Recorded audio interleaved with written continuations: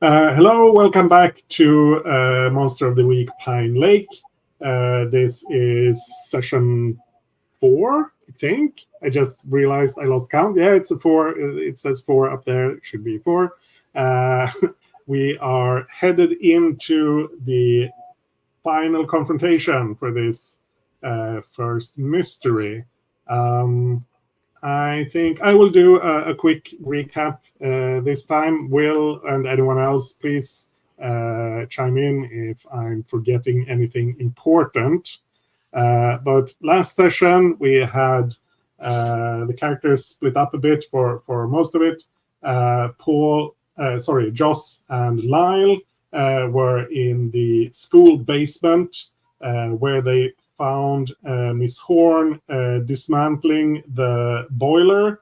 The heat was turned off. The school was turning cold. They confronted her. They also found the librarian, whose name I need to check up, Miss Phelps. Is that it? Yes, Miss Phelps, tied up in there. They managed to free or rescue her. But Lyle had to run out through a strange door leading into, or perfectly normal door, just leading into a snowy landscape that shouldn't exist underground, obviously. There he found a strange, deformed human who chased him out again. Joss was in a confrontation with Miss Horn after rescuing Miss Phelps. They both got out of the basement.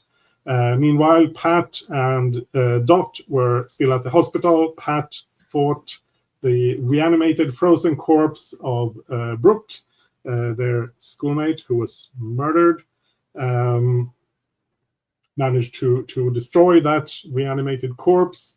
All three, and Dot was taken away by the sheriff. Joss, Lyle, and Pat met up at Pat's home, the Burton family home, where they got patched up by his mother and then sent off to deal with this thing. They went to the workshop where they started preparing with some cans of gas that they had access to. Some road flares were in the discussion as well, and I think that's where we left off. Is there anything important I missed there?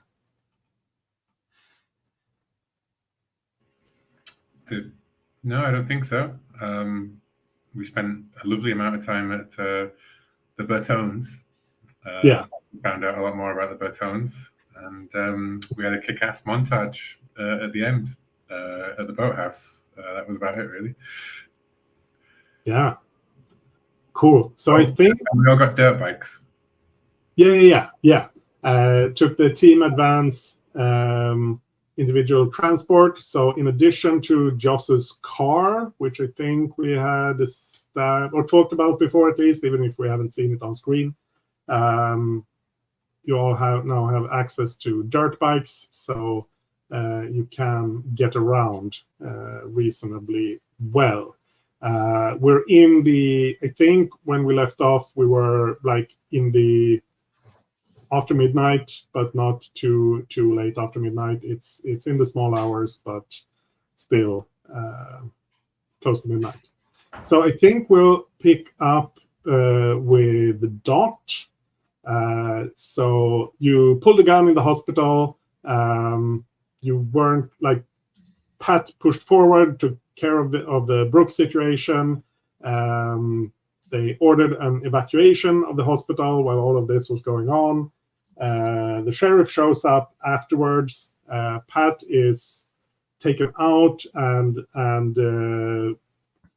taken care of for the hypothermia and the claw wounds that he suffered while fighting off Brooke's frozen corpse. And the last thing we saw of you was that you were taken off by the sheriff. but we don't know what else happened there. So what do you think happened with Dot there? When did the sheriff show up? How quickly was it? After the confrontation, like in the aftermath. Okay. So as we were discussing before recording started, I think I would have had enough sense to take the gun and wipe it clean of fingerprints and stuff it in Charlie's desk somewhere. Mm-hmm. Because the last thing I want is to get caught with a weapon on me. Yeah. And at that point, it should turn into something along the lines of the sheriff taking, Pat and I home and like dropping us off to our parents because we were in a, something obviously happened there. Pat was obviously injured. Yeah, I think like Pat was taken off by the hospital. Like they drove him home, and the sheriff took you. So you were like in going in separate directions there. Gotcha.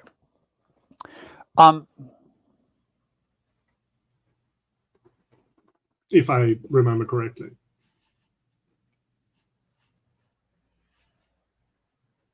Remind me. Yeah, I went in the ambulance, and Dot went with the sheriff. So, are the sheriff and my dad on good terms or not? Or is it You kind tell of... me. What do you think? There's probably at least a little tension, but they're Leos, so... Yeah. I think there's... I think we talked about there being a bit of tension between the sheriff's department and the people, like the maybe not the CEOs directly, but the people who like do security and sort of go after prisoners if they run away, which I imagine isn't necessarily the regular CEOs. It's a big prison. There's a lot of people there. In the United States, that would be that's a federal job. Like if it's a federal prison, it would be federal marshals that would do that. And it's not a federal prison. So then it would just I guess it would just be the local cops that would be trying to track people down there. But we also know that there's like a group of corrupt COs, and that some of the COs feel like they're the like main reason that there's an economy in this town, so they feel like they should be allowed to do whatever. My dad may have been brought in to help clean that up a little bit, or at least try to run things more efficiently. So perhaps he and the sheriff, despite having tension between what the COs are doing, have common purpose. Yeah, that makes sense. But that still is not going to get me out of ditching school, winding up at a hospital in the middle of something. So I suspect what happened is that the sheriff and my dad had a conversation as the sheriff was dropping me off. And then I have to deal with my dad. Yeah.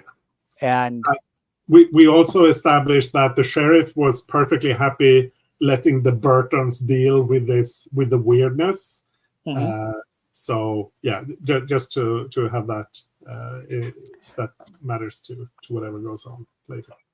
I do have an ode mood that would somewhat solve this problem. Okay. You mentioned that inside chat. So I released Phelps and I rolled 7 to 9, which said she'd do what I asked her to do, and that was to go get the authorities to turn up at the school.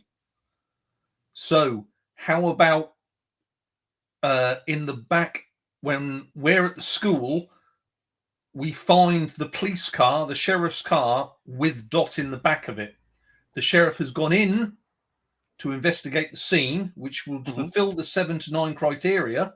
Whether or not the sheriff is alive, dead, or whatever, clearly he's not going to solve the mystery, because then what's the point of us being here? That would give a good reason for Dot, who is cuffed in the back of the cruiser. Left. Yeah, I don't think it would cuff her, actually, but she would be. That makes sense to me. Does that work for you, Package? Sure. I mean, Joss and I are friends from message boards, so. I am happy to use that 7 to 9 on that solution. It solves it nice and quickly and does give a solution at the 7 to 9. Yeah. Cool. Sounds good. All right. So Sorted and now we settled. know. Yeah. Yeah. So the sheriff has gone to the school. I think he has called in a couple of deputies who are coming there as who have gone in as well. Let me pick. I think we have some deputies named. If I can scroll to the right place. Yeah, I think Paul, it's. Go. Yeah, Sorry, sorry. Anders. No, go ahead. I was just going to say. So Joss opened the door and got me out of the cruiser, the police cruiser. I mean, we can RP that out and maybe a couple of rolls, but I mean, I think this is a situation where myself, Lyle, and Pat turn up at the school because we've gone away and got the stuff, and it's like, whoa, Pat, Lyle, look who's in the back of the cruiser, man. You know, is that Dot? What the hell's she done with the police? Oh man, that's nasty. Let's break her out. Should break her out of a police car, man? Like, begs the question: where the hell's the police? hey, you know what? No witnesses, no problem. We just need to spring it, dude. Why don't you use some of that defend-do on the car door, man? Only works on organic. Doesn't work on inorganic. I tried it Bio on the organic. robots that the aliens have got. No do with the defend-do. But, and I'll open my coat where my stack of equipment is stored in my leather. Is it drifter? What's a long leather coat called? Trench coat. Trench coat. That's the word. Duster. Duster. That's what I was trying to think of. Not being American, I couldn't quite remember. Yeah. I think this is a roll, isn't it? Are you all visible at this point? I'm more than happy to be visible for my character. I can't speak for anybody else. I'll just be yelling from inside the car, just open the door, as you're fishing around inside your duster. Yeah, but I think. Go ahead and roll. See if the door's locked. Yeah. Let's put it to a roll. But I think this is like, I'm not sure if the sheriff would lock you in the car, but we'll let the roll deal with that. It's just. And I think this is I think this is where I'll turn. Well, I think Lyle would have some expertise in. I don't really know what is sort of forcing entry. What would be a good stat? Because clearly we are going to get the person with the best stat to roll. Oh, well, I mean, it's acting the pressure, right? Like, it's not kick some ass because the car's not going to fight back, so it's acting the pressure. Okay. I would imagine the acting the pressure is more. Oh well, we're all equally as good or as bad. Yeah, but and I don't think this is the role to get Dot out. I think this is whether will you actually need to do something to the car to get her out. But let's just I mean, we could easily have maybe they've left one deputy and we can switch to the charm offensive if this doesn't work. Okay, I'm happy to put this to a act under pressure roll with cool. Let's give it a roll. Oh, how about that for awesome? A 6 and a 4 plus 1 gives me 11. Nice. On 10 plus, you do what you set out to do. So I think this is a bit of leverage with a Tommy bar or such other B&E type item that I happen to have in my trench coat and will force the door open. Whoa, Dart, you must be in some serious trouble being in that cruiser. The sheriff was just giving me a ride home. Oh, really? Okay, whatever you say, Dart. Listen, I was at the hospital. The sheriff showed up. He was going to drop me off at home and talk to my dad because, I obviously was not in school, but that was it. Now, Pat, did you know and did you tell us about the gun-wielding antics of Dot or not? I think, I mean, I was I mean, I think one of the things maybe that we haven't really gotten into that we can maybe kind of look at now is that I was hurt very badly. Yeah. Like my hands are all like my hands and arms are all bandaged and stuff like this. I mean, I'm still at right now. I mean, just like in mechanical terms, I've still got 4 harm marked. So, you know, like I have a feeling like I was probably like, I don't know how much detail I've gone into because like I'm probably just coming, like I'm probably still on some painkillers. But yeah, like, and so I think like at this point when you're like, oh no, it was, I mean she had a gun, but it wasn't, I mean, yeah, I could see how the and Pat kind of like thinks of it, like kind of like you see him kind of looking up as he does the kind of mental math on that. Oh yeah, I could see how that would be why the sheriff might want to talk to your dad about that. I mean, Oh, well. I had the gun, so. Oh, man, we could have done with a gun in this situation. We're about to go in there and deal with The some sheriff would have stuff. taken it away. Do you think the sheriff's going to let somebody ride around in the back of a cruiser with a gun?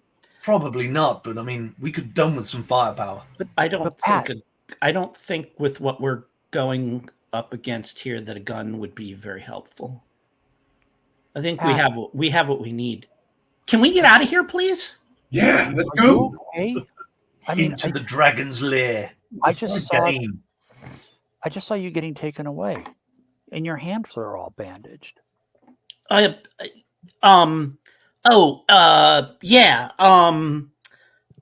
My mom patched me up.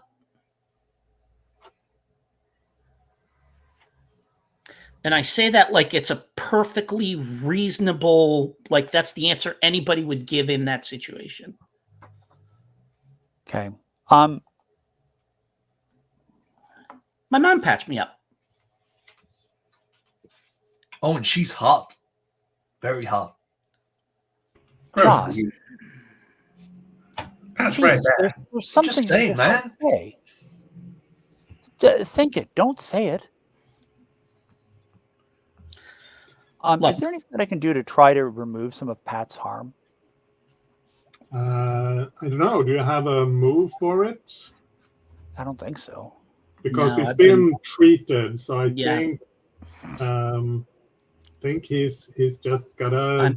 I'm stable but hurt. Yeah. You know, and I've probably got like a, you know, whatever, like a big black eye and, you know, like something like this. But I mean, I've clearly been put through the ringer. Mhm. But we gotta go. We gotta Yeah. deal with this thing before it hurts anyone else. Okay. So you're at the school, like the main entrance. That's where the sheriff went in, and there's a couple of other police cruisers, like the sheriff's cruisers, are parked there. And I think, Doc, you saw 2 other deputies go in. Deputy Clark, who is Sheriff Clark's son, and Deputy Patterson, who is one of the other deputies. They went inside like with pistols drawn, and moved in after the sheriff, after he had gone in. And what you can see from out here is that there is, and especially Lyle, you recognize that cold blue wintry light you saw. That's in more places in the school now. It's not just you saw it down in the basement through that door. You can see it like throughout the whole school now.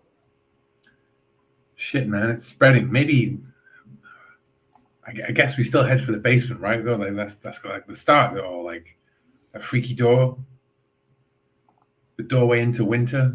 Like I swear I read a book like that once. Really? Yeah, it's like Robert Heinlein.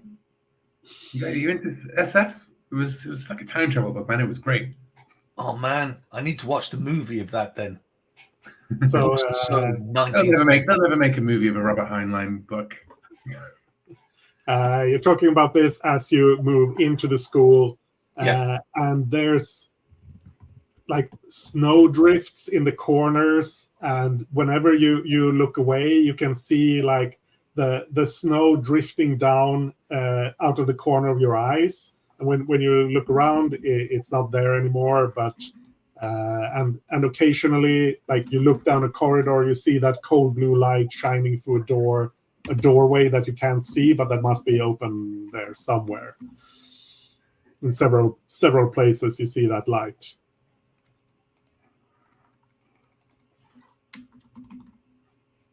And you're pretty close to the door into the basement.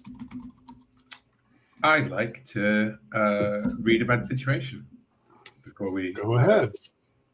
Like we all turn and like look up. I pass Dot one of the road flares that I got. Mm-hmm. I've got a petrol can underneath one arm, like strapped across my back, and a pistol in my pocket in my belt. Guys, they're right. It was right down here, man. Like it was like a ghost or some shit. Like we should keep our eyes peeled. And I get a 5 on my read about situation, which I'm not gonna. Good. Yeah, which I'm not gonna do anything to improve because I finally want to get some goddamn XP. Yeah.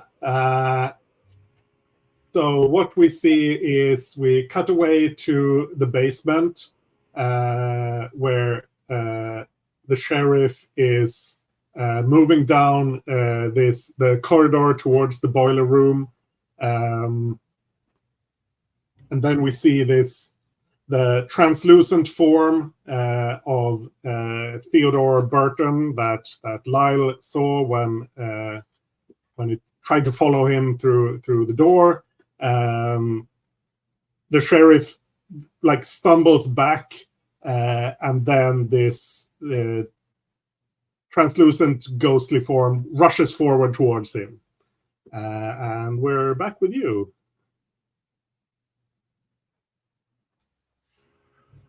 Do we hear a scream from from Echo from down the stairs? I don't think the sheriff is one much for screaming, but I do think you hear some noises. Yeah. Yeah, maybe like a single gunshot. And it just Yeah. That's it, right?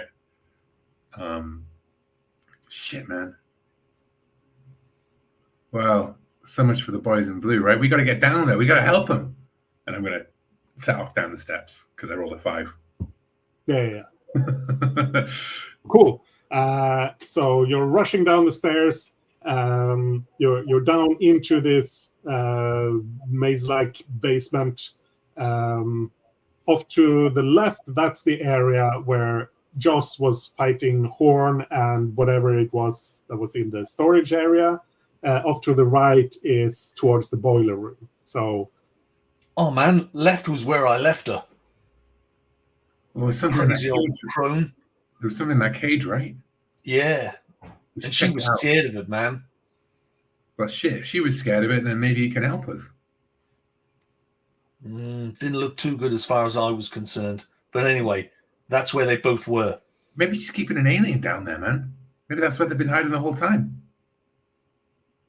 I think you could be right. Yeah. Now's your chance to then. And Let's capture this thing.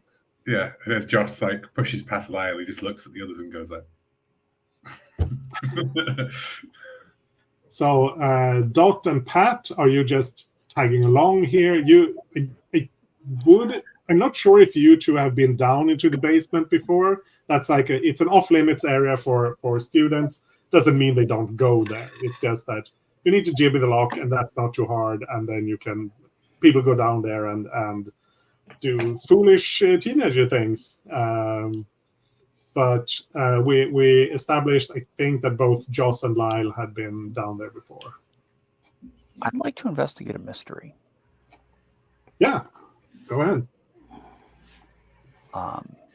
And there's a lot of stuff we established about ghosts or this particular type of ghost. I think I'll let the other players fill you in on that as we go along. So I'm rolling 2d6 plus my sharp, which is 2. Yeah. That's a 9. So I get, what is that, 1 hold, I think? Yeah. I think so, Do you yeah. want a brief recap of what we discovered about the ghost? Do we know what can hurt it? Fire and heat. It doesn't like heat, basically. And it is basically non-corporeal unless it's managed to possess someone. Okay. Then I'm going to go with the question that couldn't have been answered before. What is being concealed here? Oh, yeah.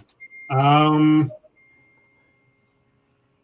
think you put 2 and 2 together with what you saw in the hospital and what Joss has described of what he saw and heard and felt in the storage room. You suspect that there's another one of these ice zombies in there. Like that was because of the chilling cold that Joss said he felt. And I think you recognize some of the sounds he described as sounds that Brooks' corpse was making as well. So there are 2 ice zombies in the basement of the school. At least one. Okay.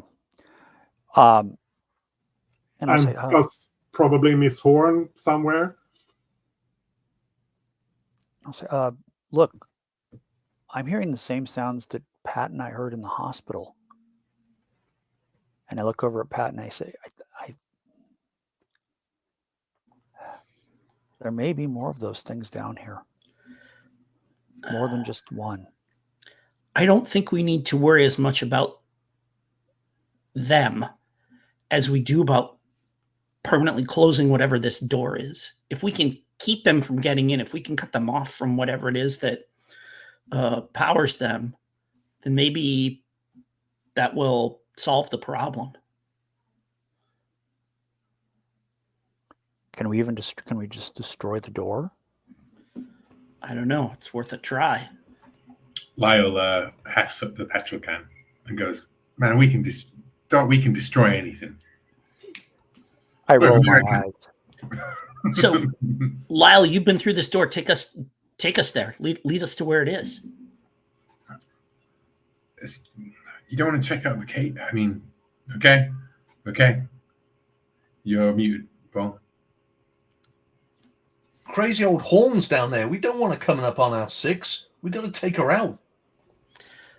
I mean, you haven't been here for hours. You're not sure where she is anymore. You're not sure that she's still in the same place. I think this is when you see something moving over in the direction of the boiler room. You hear steps and you hear a scraping sound. Possibly like very long claws scraping against concrete. Okay, guys, Horn might be down here. We don't know, but I think you're right, Pat. We should just go for this door and get it shut, right? But one of us should lead it off, right? Like I'm gonna get its attention, and you guys, and I'm gonna toss the petrol can towards Dot. You guys get that door shut, right? And remember, fire solves everything. That's what I picked up from the Burton household.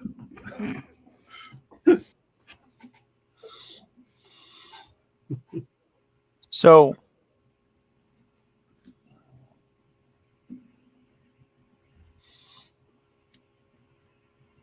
Joss is leading us to where the door is. Down at the bottom of the basement. Joss wanted to go check out the cage. Right. Pat says that we should go fight the source of the thing. We're in a classic split the party moment if we were to follow the fiction. But Lyle is basically now that we can hear this monster in the other room, Lyle's stripping off some of his gear, getting himself into, doing some stretches, some lunges, jogging on the spot. Probably the one out of all of us who's got the most experience running away from things, usually police, angry schools, etc. As you do that, I take out like the hair bow that I have in, and I just muss my hair up, and I reach onto I bend down, I touch the ground, and I grab some, God only knows what it is, like some sort of grease, oil, dirt substance, and I smear that on my face.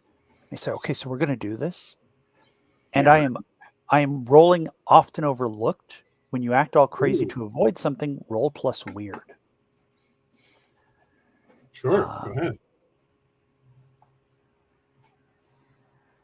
There's absolutely no way this could backfire on me. Except it did, which is honestly kind of what I was hoping for. On a miss, I draw lots of the attention. Yeah. So you see, all of you see the silhouette of the sheriff, like one of these dangling naked light bulbs behind him. You see his hat, so you recognize him from that, and he's coming in the direction from the boiler room, and he's kind of dragging his arms, and then he steps into the light of the next light bulb, and you see that his face is all twisted, his arms are extended, and he's dragging these long claws along the floor. And Lyle, you recognize that he looks a lot similar to the creature that you saw inside the door. And he raises one of those arms, and it's like long extended arm, and he points towards Dot and says, "Little girls shouldn't be playing down in the basement." And he's starting to rush forward, specifically towards Dot. I will toss the petrol can to Pat and say, I got this. Go do your thing. And I think the thing that I'm going to do is try to bait the sheriff and run like hell. Cool. So are you trying to lure him out of the basement because you're still close to the stairs, or are you going deeper into the basement just in the other direction, which would be towards this the place where the storage cage where Joss was before? So if I may interrupt just for a moment. Sure. Yeah. Puckett, like if you no kidding really want Pat to like leave you on your own to fight this thing, that's a manipulate another PC thing, because like my instinct is absolutely to not let you take this on your own. Okay, that's totally fair. Yeah, I'll roll for that. So I'm mostly interested in the trigger for that move is give them a reason to do it. And I'm curious, like you know, like Dot says, I got this, and Pat's like, no, you don't understand, you know, and so yeah. I will lean in, and if you're okay with this, I'll give you a smooch on the lips, not on the cheek. And say, you've already been hurt enough. You took the hit at the hospital. I got this. Roll plus charm. Yeah. Let's see. Am I I'm a little charming. Very little. And that is a 9. I mark experience if I do what you ask. So like I kind of like I blink, you know, like my cheeks kind of flush a little bit. Like I kind of look at Lyle and Joss, and whether, I don't know, like if they've already like Imp's great or whatever. And I just kind of nod. And I turn and head towards the door. I go to follow Lyle to the door.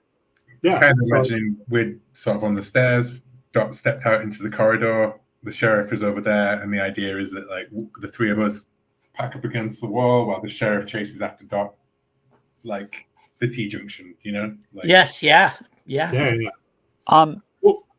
Would it make sense for me to have one of the road flares? Did we have enough? Absolutely. Yeah, Okay. yeah.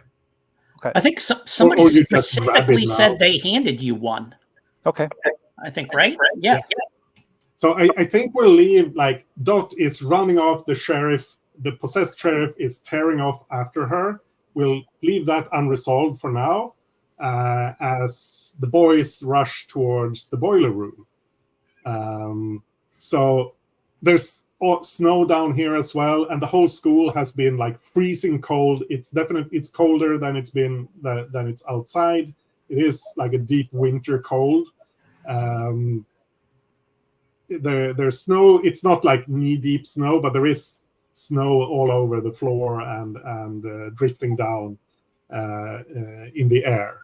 You rush off into the basement towards the boiler room, and Lyle, you can see that door is open in the same place, but you also, like, as you're rushing past, and there's a corridor running down to the side, you can see there's two more doors open there that look just the same. But yeah, you know that the door in the boiler room, that's the one you went through.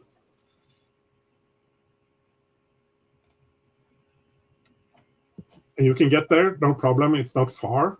What do you do when you get there? Is that doorway still there? Yeah. I immediately begin pouring petrol all over the door. Mm-hmm. I start, I just splash it up against the sides, and it's the thing. I look back at Pat and I go like, "Oh shit! Should I be doing this in like ritualistic circles or something, man? Like, help me out here." I shrug, and I say, I shrug, and I say, they haven't really taught me anything about magic yet. Well, just luckily, burn it. Joss has the right idea, I think. yeah. And with frantic scene of us all like splashing petrol all over this boiler room, and then we back up to the corridor, and I step back at look at the others, and I go like, abracadabra, and I pull out my lighter and I throw it into the fire. Yeah. This seems like it should be some kind of action. Is this a standard act under pressure, or do we have something else here? I think it's act under pressure, probably. Yeah. Act under pressure is pretty much the catch-all. Yeah. Do a thing that isn't kicking ass, Yeah.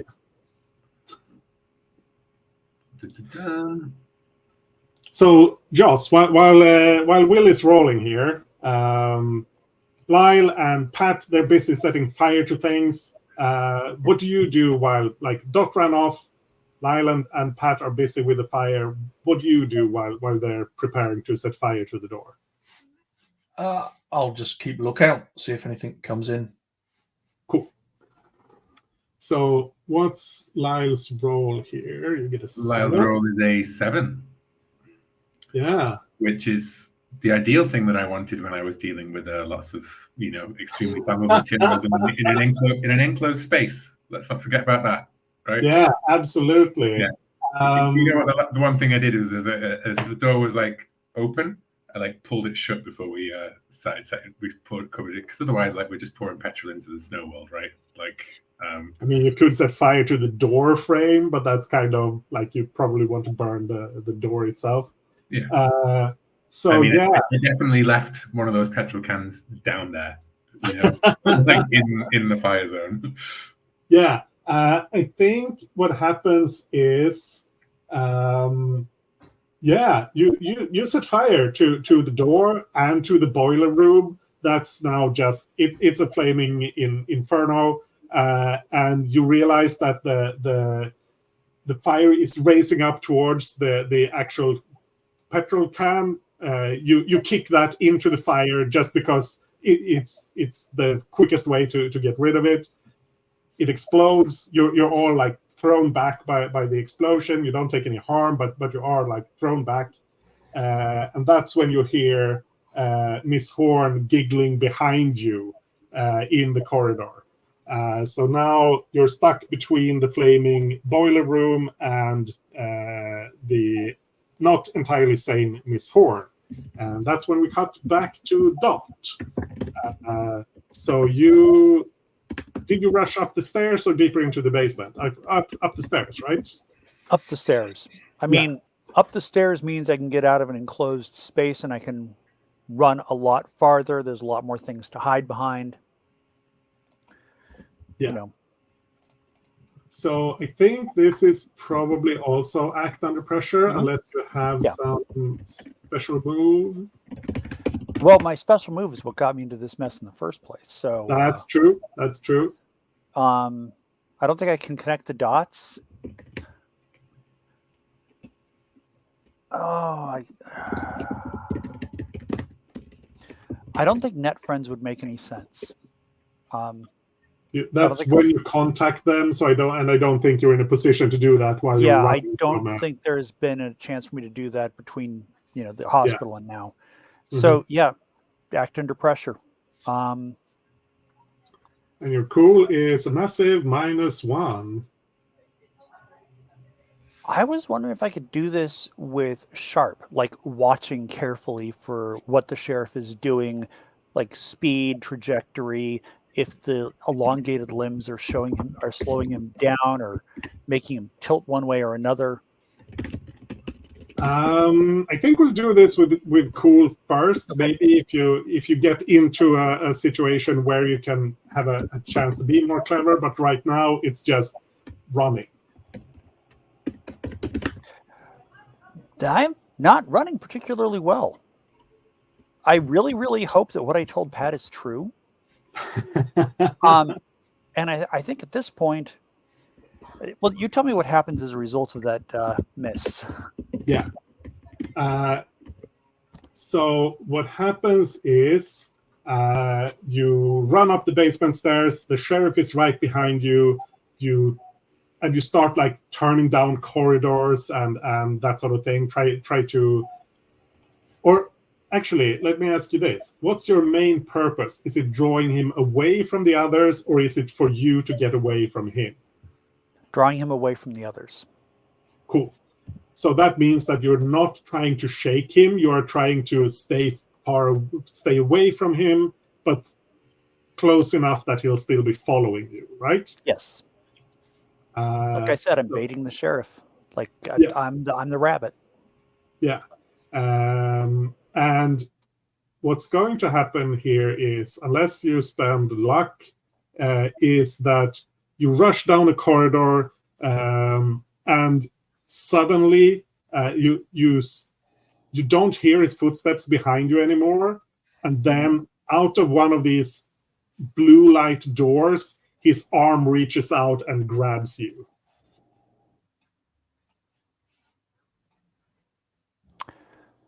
Can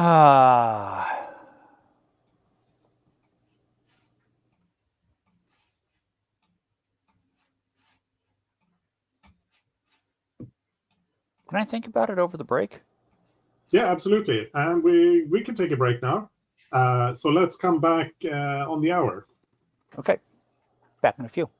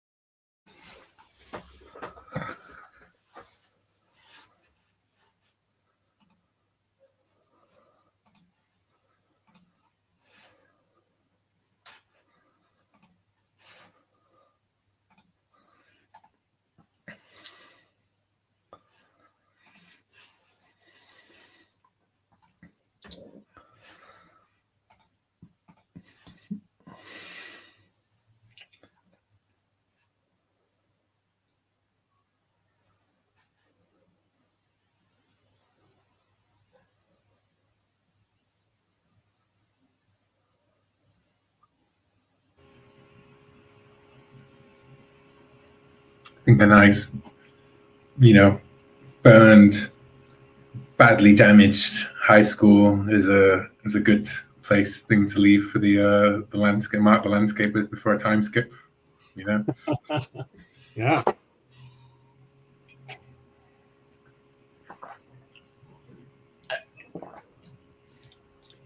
I'm back. Cool. Yeah. So, Dot, what do you think? Question about luck. Can I refresh that at ever, No, or is it like gone? you can get one look back as an improvement. Okay. With that in mind, sorry. You got like 7 look. It's a lot. Yeah. Yeah, it's like flashbacks in CFB. I'll go ahead and burn a luck. Cool. So I think we still get to the point where the sheriff's arm shoots out of this door, but this time he doesn't catch you. What does it look like when you avoid this ambush? So I think what happens is that if this were in a movie, you would see Dot ducking and spinning simultaneously as she grabs the road flare, strikes the cap, and reaches up to burn the sheriff's hand with it. Nice. To encourage it to come through the door and keep following me. Yeah. So he pulls the hand back, screaming in rage and pain, and you continue rushing down this hallway, and he continues after you, like smashing into the walls, and you hear you round the corner and you see the 2 deputies ahead of you. They spin around as you come around the corner, and they just look surprised at seeing you there. So we'll cut back to the basement. Really quickly, are the deputies also affected by whatever this phenomenon is? They look perfectly normal. Okay. Gotcha. They look surprised and weirded out by the snow in here, and they look scared, but they look normal. The only other thing I'd like to add is that as Dot does that move on the sheriff and keeps running, she's smiling. Like this is the most fun she's ever had. Yeah, cool.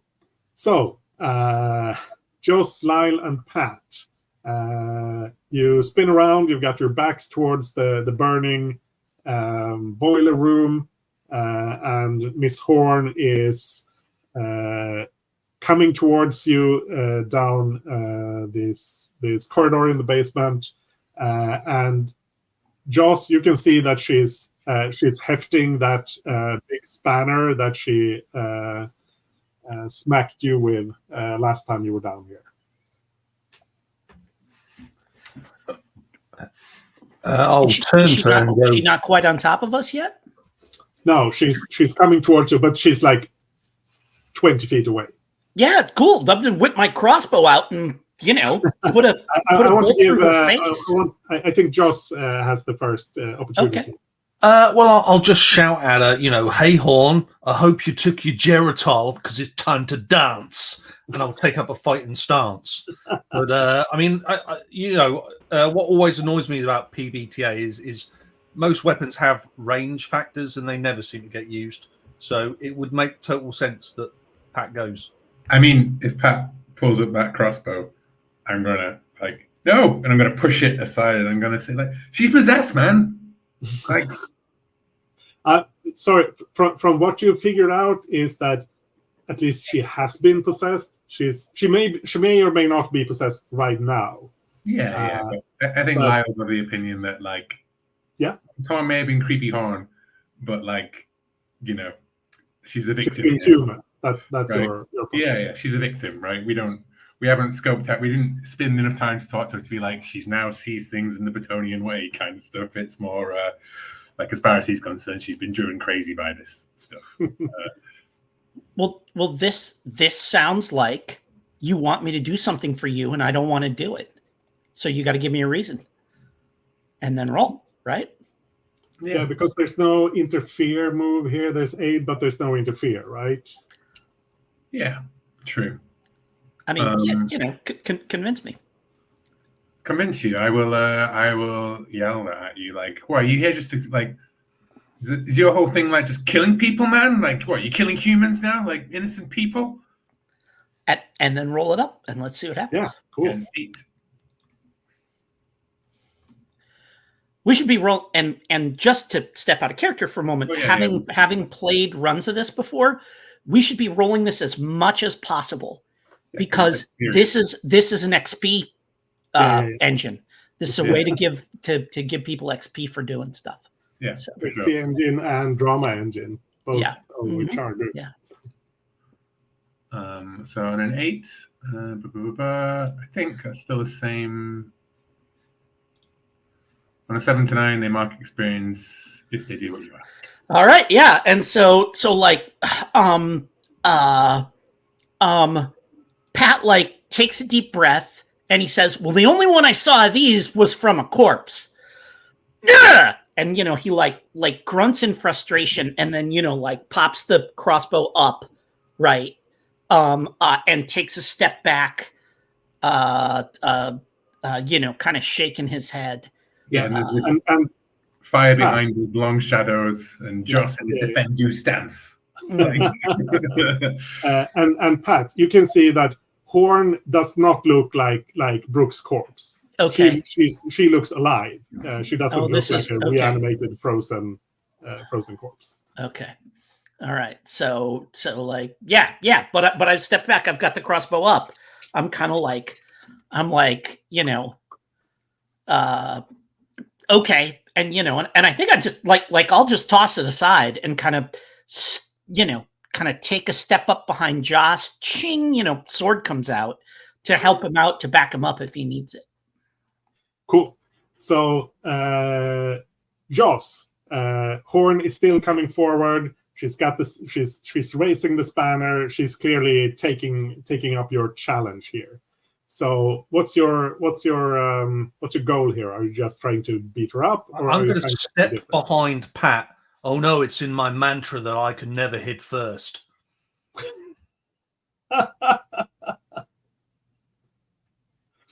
Like what?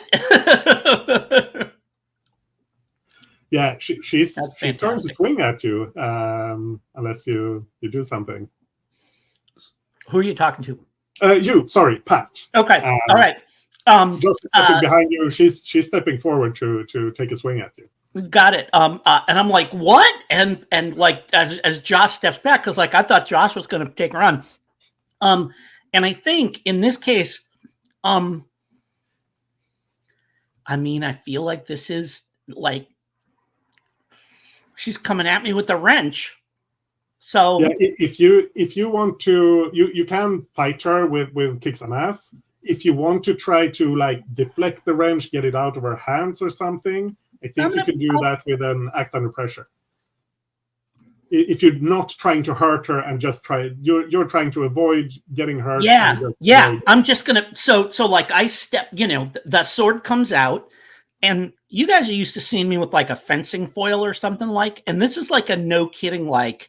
Like a long sword, like a steel, double-edged sword with like a hilt and all this kind of stuff and everything, and I just give it an easy, like a flick to spin it as she steps up on me, and then like the wrench comes down, and I'm just gonna, I'm just trying to just like parry her with the wrench while they're doing whatever it is that they're doing. So yeah, if want to do, I'll do act under pressure for this. Oh, except I'm so bad at that. Well, if you want to do something different, you can. You could do this as protect someone, like. Oh yeah. I'm protecting Joss is what I'm doing. So that completely. No. That completely makes sense. Let's stop Yeah. here and look at some mechanical moves. What's that? Okay, 1, I am crap at fighting. I am -1 tough, so I am not going to attack and never do anything. 2, my weapon doesn't do a lot of damage. It's 1. And 2, I have a move. Never again. In combat, you may choose to protect somebody. So I never want to be attacking. Got I it. want to be protected. Okay. Okay. Do Cool. not Cool. force me into an attack position. That's I'm crap at it. That's all good. Cool. Okay.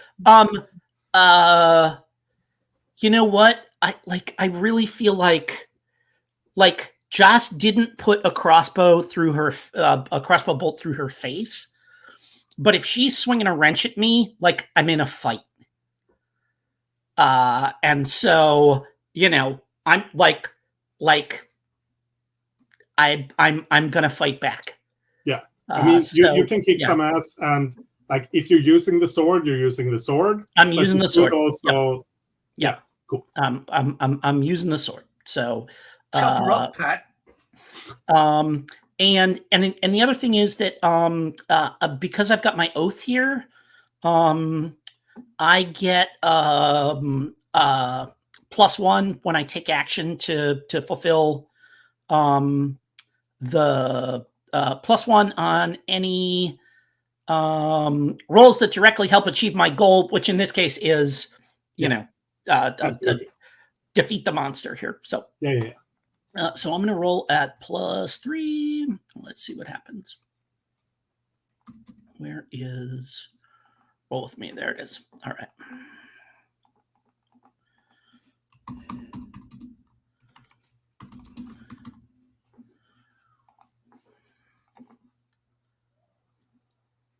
Oh, I need to actually add the dice. Boom, there we go. Oh, there's a 15. It's boxcars +3. All right. So she comes in with the what is the deal with how much harm is she doing with this?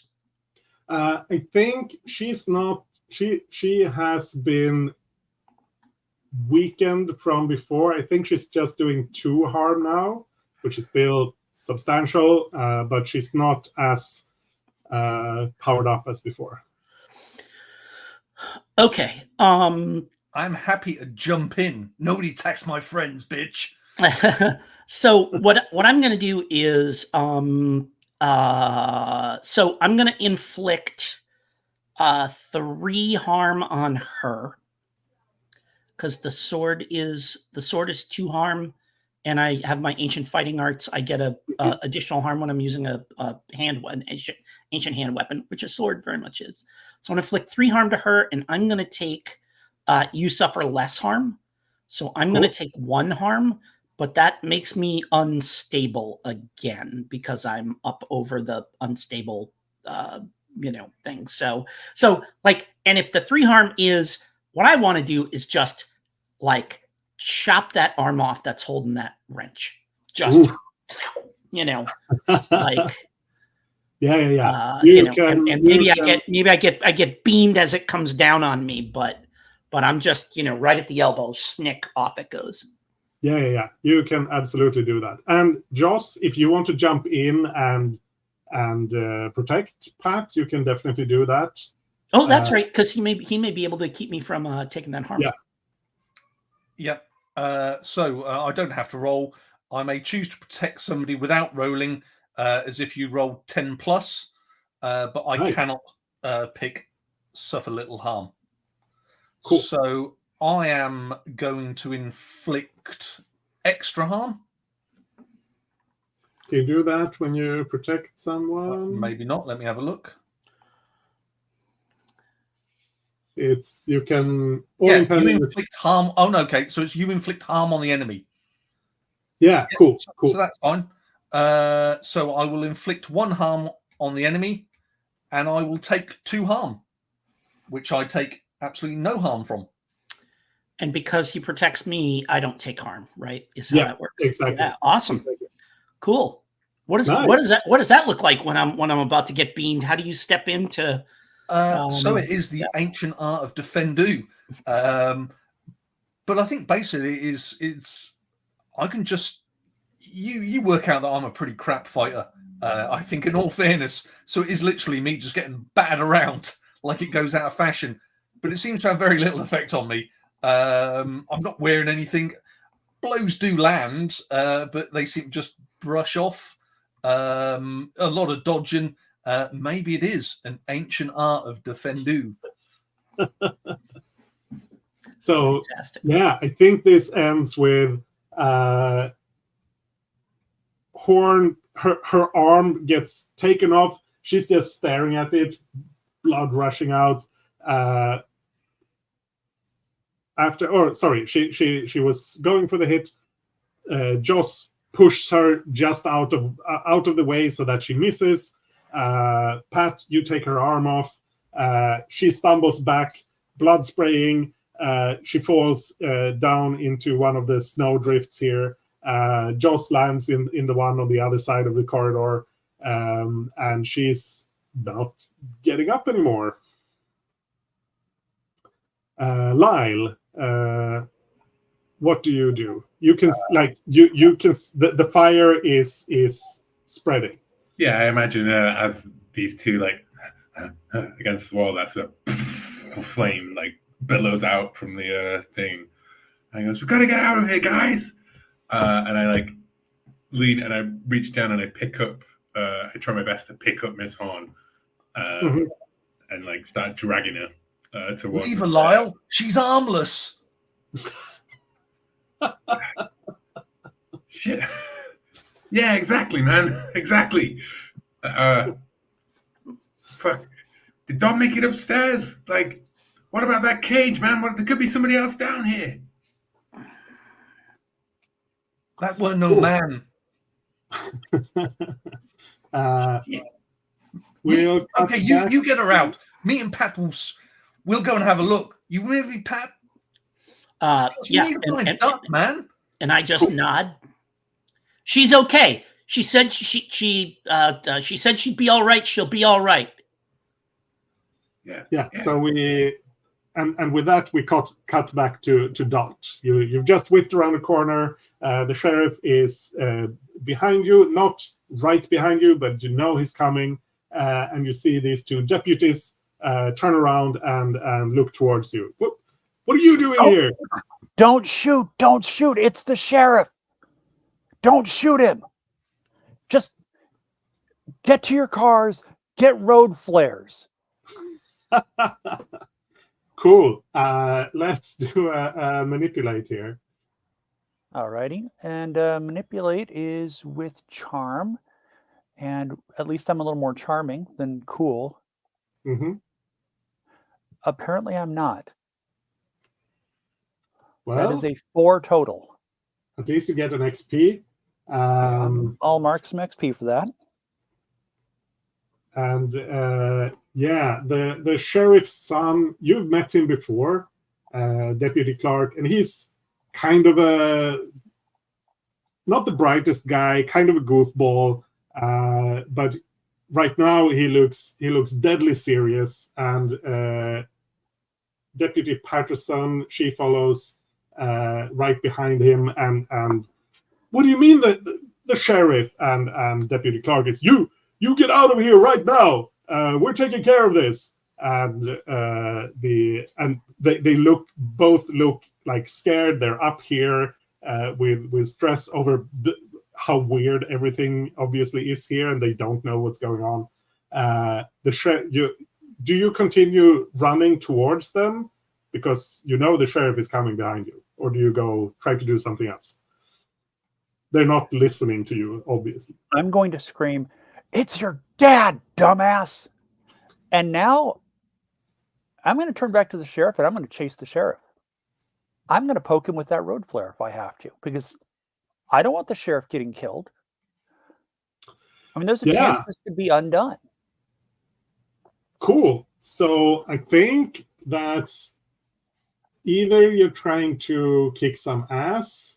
I feel like I'm trying to kick some ass.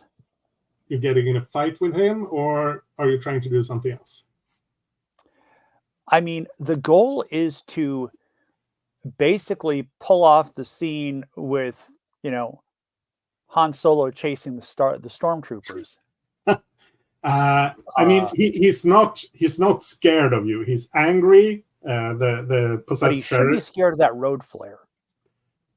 possibly, but you burned him with it once already, and it made him angry, and it clearly hurt him. But he's still coming after you, so he's not going to be scared just because you're showing it to him. You're going to need to do something more than that. Yeah, you know what? I'm going to try to attack the sheriff and get him to keep following me as I run off. So is that kick some ass or act under pressure? I think you need to kick some ass to get to the point where you can get into chasing. Okay. So kick some ass is tough. My tough is 0. Fine. This is fine.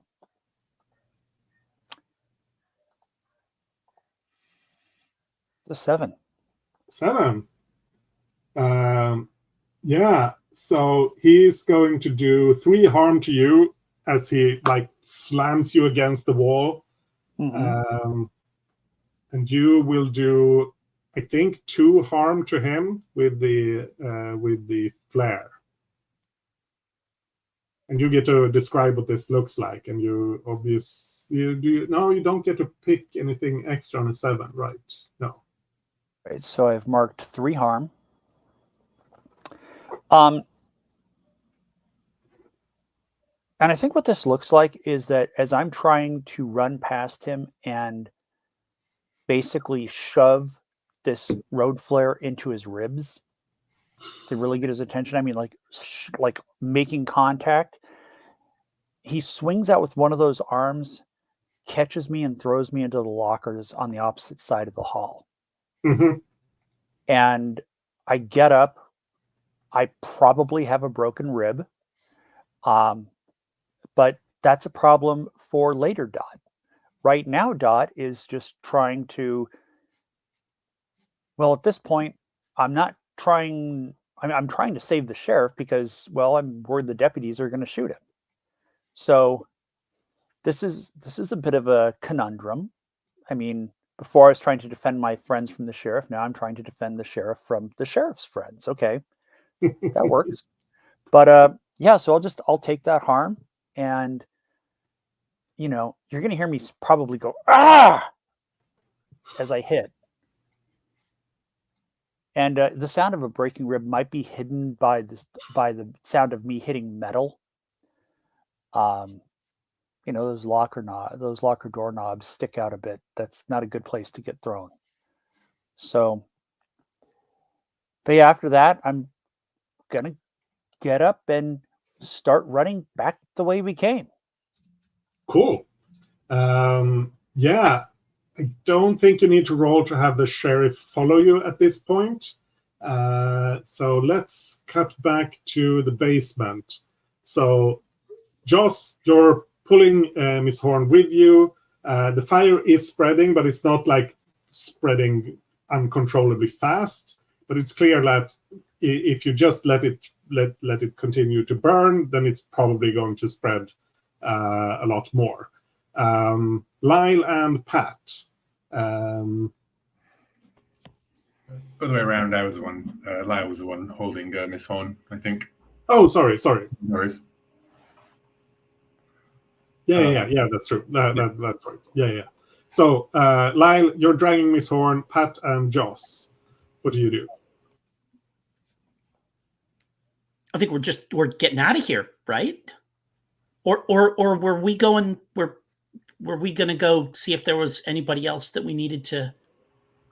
That's what I asked you to do, and Josh said, Okay. "Pat, you with me?" So I've dragged. Got it. Yeah, all right. Dragging Miss Horn slowly up the stairs, and Josh and Pat are running down the corridor towards the cage. That's right. Yeah, there was a cage or something like that. Yeah. And I was like, I don't want to burn someone alive, Yeah. Pat's like, I haven't been down here, Joss. Where are we going? Just straight down this corridor, man. I'm right behind you. Yeah. So Joss directs you towards what turns out to be like a storage room with chicken wire fence or chicken wire wall. Mm-hmm. Man, that's where that crazy old crone locked me up. Yeah, and there's a door there that's half broken, and it seems like someone, probably Miss Horn, has like jammed Broomstick. broomstick, exactly, a broomstick, like through the chicken wire just to keep the door shut. And what you see as you get closer, Pat, is you see two of these frozen zombie arms, just like Brooks, reaching out through this chicken wire. And when you stop and you see a face pressed against the chicken wire, and that is Dexter Morton. He's been also, you can see that he's been torn apart and refrozen, just like Brooke was. And I stop and I kind of hold a hand out to stop Joss, and I say, he's dead. There's nothing we can do for him other than, well, I mean, the fire will take care of putting him out of his once the fire spreads, it'll reach here, and then he won't be a threat to anyone. Sounds good. Let's burn him alive. And I kind of like, and I say, we can't do that because he's not allowed. Oh, okay, yeah, whatever. And I'll hold out my Molotov cocktail to him to light it, and then we'll just burn, dead fucker. I mean, do we need to make rolls to just because he's stuck in a cage to just light him up?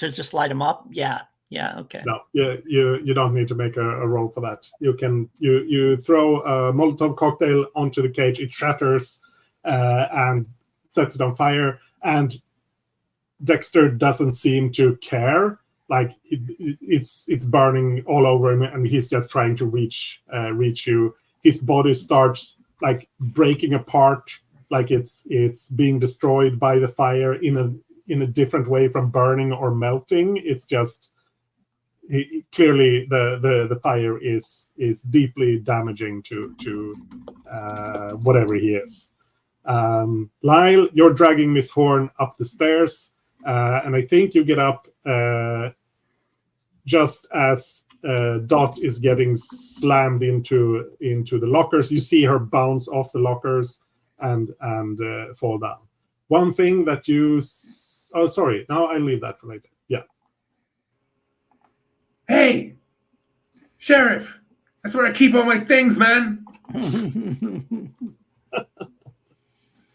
Yeah, so yeah, the sheriff turns towards you. He's even more like distorted now than he was before. He's got burn marks from the road flare, and and they look worse than they would on a normal person getting like hit temporarily with the road flare would be a burn. This is like seriously blackened and twisted where Dot has managed to get at him. And I say, like, but it's Teddy, right? You're not the sheriff anymore. You're Theodore Burton.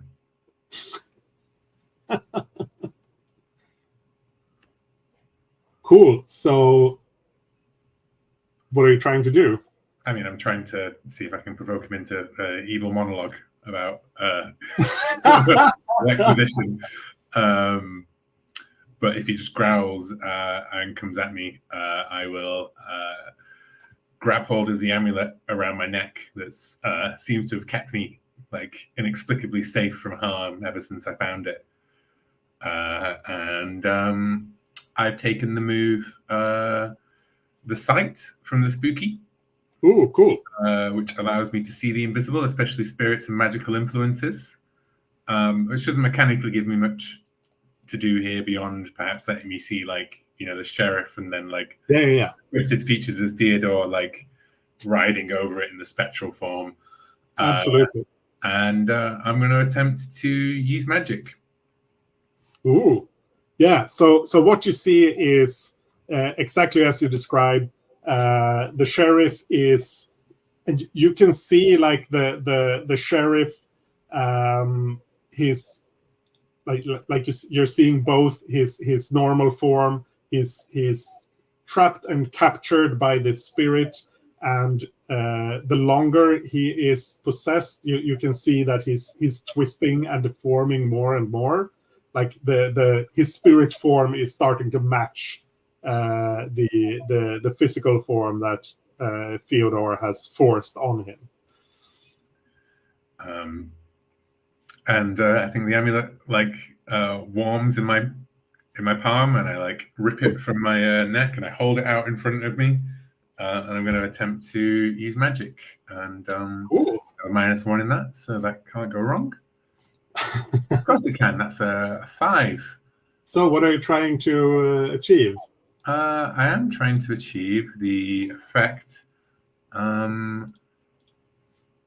Banish a spirit or curse from the person, object, or place it inhabits.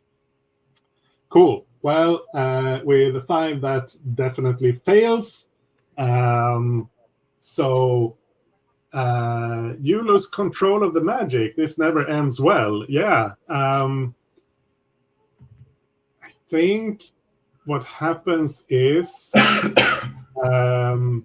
hold out the amulet, and the possessed sheriff takes a step backwards. He's clearly recognizing the power of the object you're holding.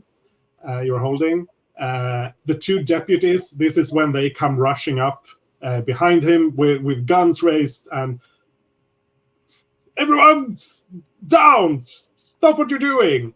And Theodore, as you correctly named him, he grins this broad, distended grin, and he snatches his arm out, and you can see with your second sight, you can see that he's dividing his spirit, and now he's possessing the deputies as well.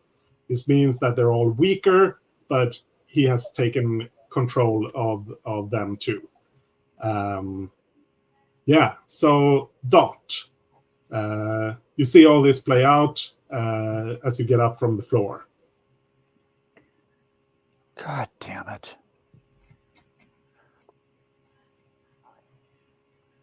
Did you burn the doorway? I think the punctuation to that is rolling fire. It's the smoke alarms going off or something, right? Like, yeah. I think we burned the doorway. I think we burned the room, the basement. I think we might burn the whole damn school down.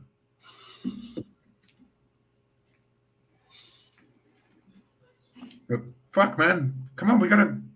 Come on, like. The door? You thought the door was my power? You know nothing, children. Yeah, well, then you're ugly, motherfucker.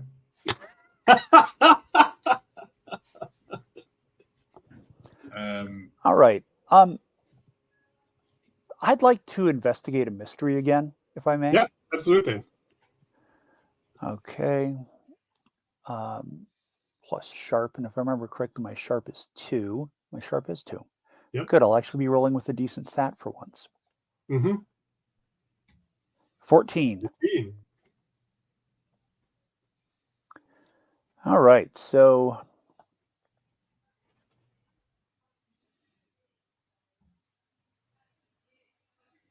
what was it going to do?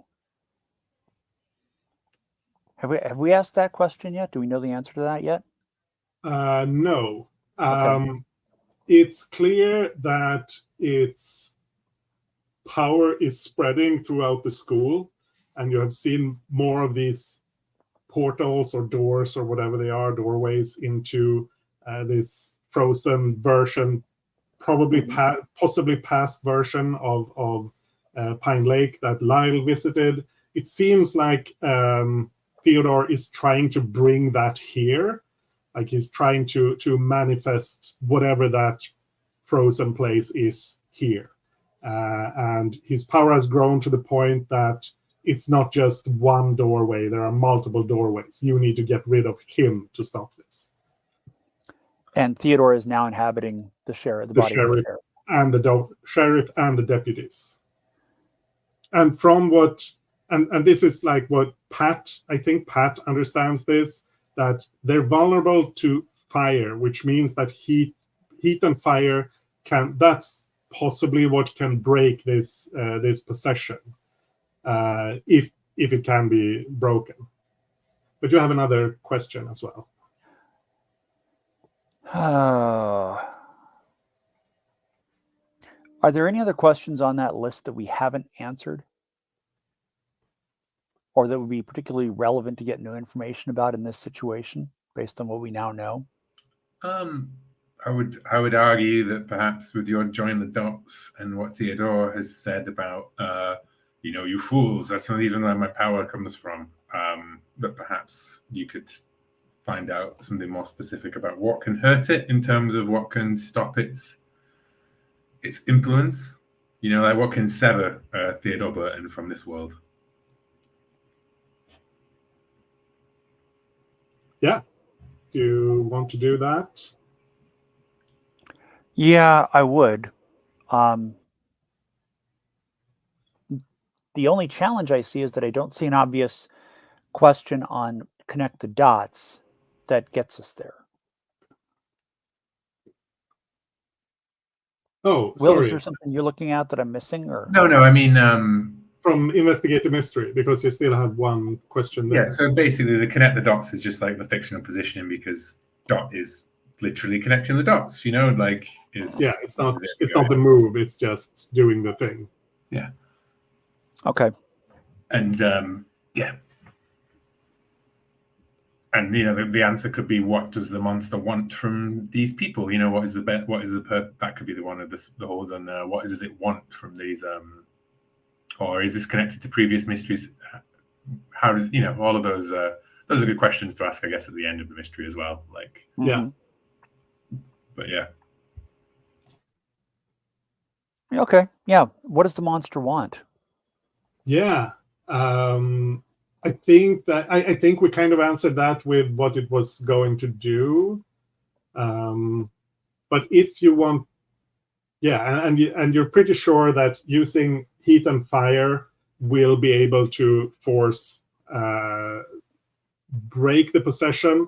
Probably takes more than just the road flare.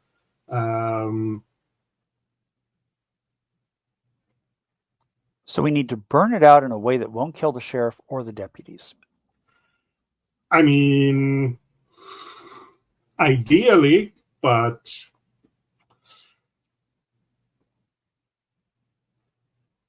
or actually there is, I think, yeah, I'll take this. I don't know what question this would be.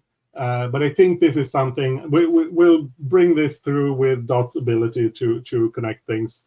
I think because Lyle has told you at some point here that when he was in the other realm or whatever it was beyond the door, the creature there was physical. When it followed him through, it became a spirit.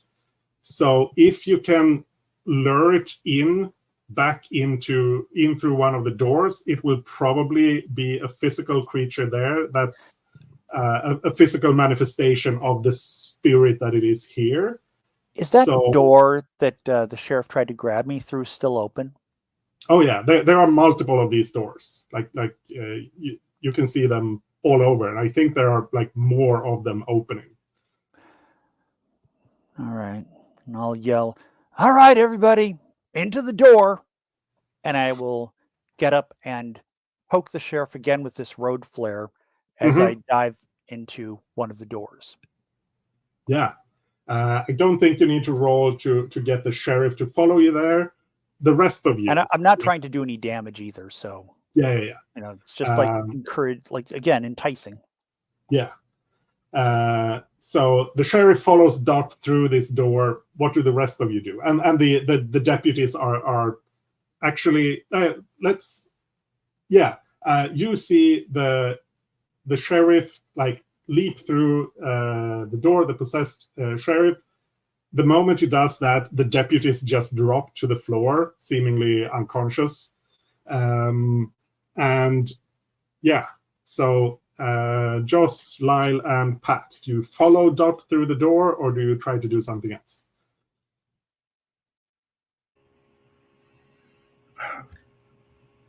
The school is burning down, so we got to get the deputies out of here.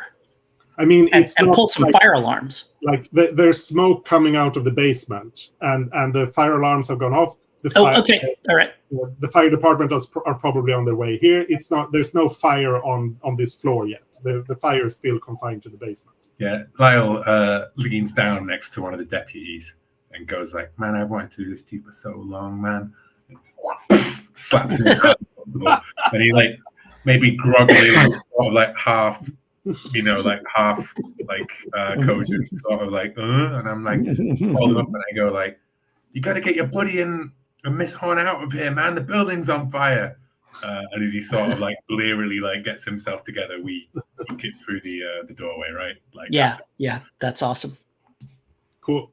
Pat and Joss, you follow along. Yeah.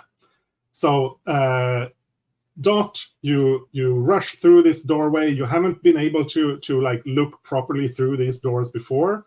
You get out into a frozen landscape. There's knee-deep snow. It's bitterly cold, midwinter, cold winter cold. And as soon as you're a few steps away, you can see a trail that's been a trail of footsteps leading off towards the woods. And the woods look roughly the same as the woods do where if you would be standing by the school and looking towards the woods. You throw a glance over your shoulder as you're running away with the sheriff following you, and you can see there's no buildings here, but you can see the lake just as it is. You can see the prison on the other side of the lake. Normally, like the lights from the prison are always visible. So it seems like this is the same area, but without any buildings. And the rest of you follow through. And Lyle, I think you see this the clearest. Like the sheriff's body, it runs a few steps and then it kind of drops. And it's Theodore as you saw him on the when you were here before. He is now fully physically manifested, and he's the one rushing after Dot. So Dot, you're running through this deep snow with this nightmare creature behind you. It looks like a twisted human, long arms with very long claws at the end of his fingers.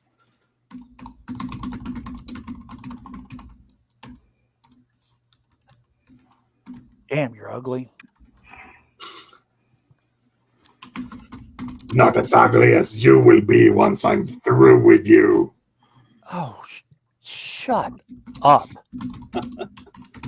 And at this point, I'm going to start like doing this weird kind of, I mean, you said knee-deep snow. So Yep. I've got to do this weird kind of waddle run through it to get close. And, you know, I'm once again, me and my road flare. Mm-hmm. But this time I'm trying to do some harm to it. Cool. So I guess that's roll to kick some ass. That sounds fair. Right, and it's tough, and once again, my tough is still 0. Shame. I thought it would have gone up by now. That's a 5. Oof. Yeah, I'm going to spend luck to not take harm. So that automatically kicks it up to a 12, if I remember right.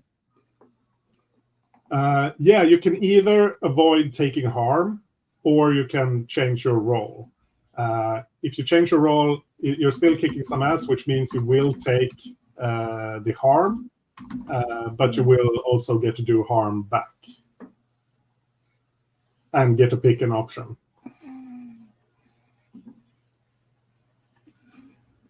If I've understood everything correctly there.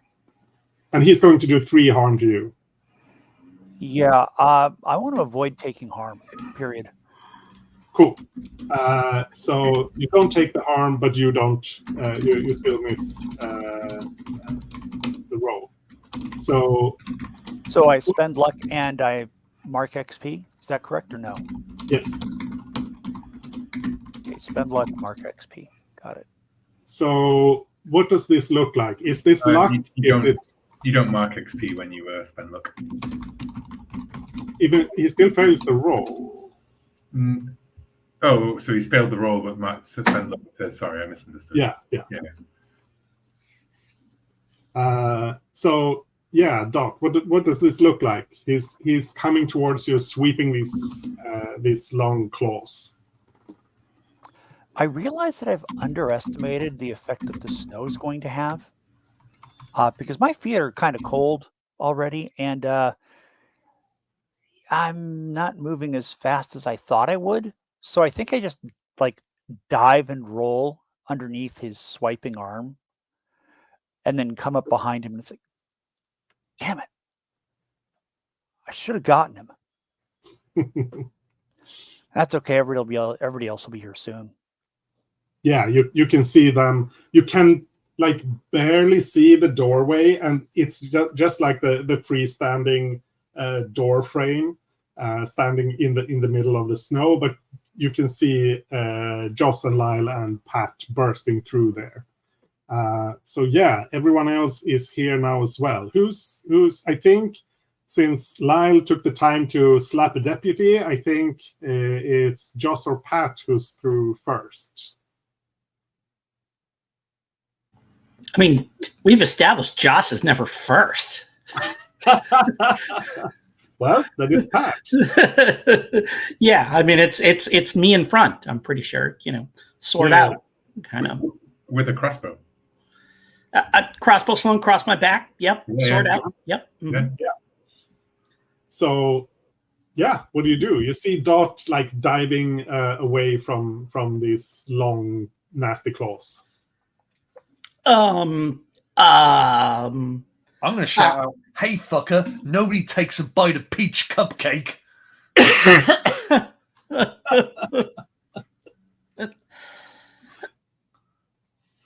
And Pat's like, peach cupcake? What? Oh, and then like focuses again. And so like, do we see the whole form of the whole thing, or what's what exactly are we looking at here? He whips around, and this is Theodore. You've seen pictures of him before, and you found that old picture at your home. It's Theodore. He's tall. He's kind of sinewy, but he's got these long twisted arms. He's bigger than he should be. The long claws. He's just wearing pants and this open long thick winter coat that's kind of worn, but he's got nothing underneath it. And he's still got the burn marks from where Dot got at the sheriff with the road flare. Like I said, the sheriff's body has just dropped in the snow. So this is Theodore himself, or the ghost of Theodore, or the spirit. And so like sling the crossbow back up, and crank it out, drop a bolt in, and kind of as I'm bringing it up to aim at him, I holler, maybe with just a little bit of a grin, "Have you still got it, Dot? Can we help?" I mutter, "Shut up and shoot it, for fuck's sake." Twang. Yeah. So is this one of your flaming arrows, or just a regular arrow?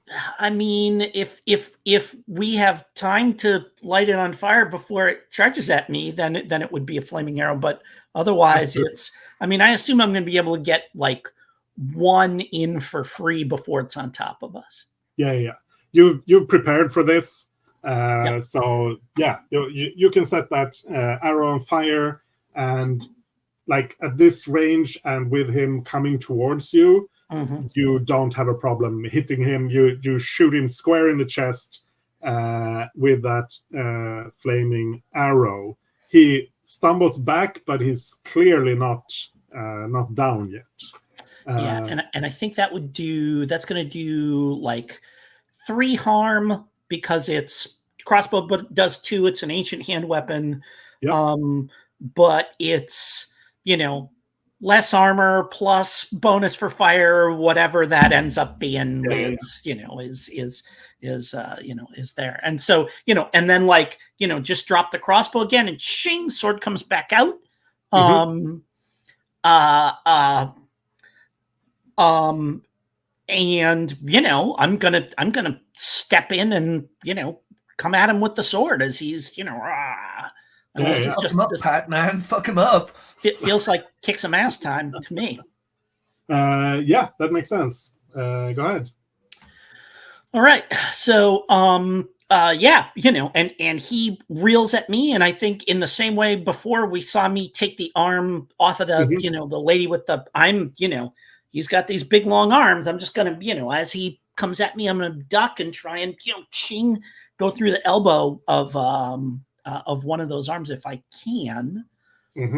So let's see about kicking some ass here. I think you can do that if you force them where you want them. Yeah, sure. You need a 10+ for that. Yeah. Let me see what I can manage here. Dice roller. And if ever there was a thing where I was fulfilling my oath, this absolutely. is it. I feel like I'm going to be rolling at +3 here. Boom. That is a 10. 7 + 3 gets me to 10. Nice. And so I will I will go and if yes. If they put them where you want them option means I can take one of those arms off, then that is what I will go ahead and do to like whatever. Absolutely. Viscous blue like oh no, it's just like is he like kind of shadowy, or is he more like he's solid in this? He's solidly physical. Got it. Okay, yeah. So I'm envisioning I lop that arm off, and it's not like blood sprays. It's like slow, like frozen, viscous, black. Almost like goop. Yeah, kind of coming out of it, barely. Barely moving and stuff like that. But he's gonna hit me hard unless someone steps in to protect me. Yeah, I'm gonna get the rescue, my friend. Yeah, there's 3 harm coming Pat's way here. Yeah, I will protect Pat. So the move I would, because it's an instant 10+ for me, I would like to inflict harm on the enemy. I will do 1 harm. And they can whip me good. So it's 3 damage, isn't it? 3 damage, yeah. 3 damage. I will take 1 damage. You need to do better than that, fucker. Nice. So what happens is Pat lops off his right arm. He whips out with his left arm, and Joss steps in. He grabs, but you manage to avoid the claws, but he grabs hold of you and throws you way out into the snow. You're not badly harmed, but you've been thrown away. It's not like you're out of the action. It's just that you're some ways away. Lyle, you're rushing through the door. Joss goes, "I'm gonna defend," and then he gets swiped and goes, "Ooh!" like that. So the sheriff is unconscious, right? And now Theodore's kind of like this physical form there. You know what?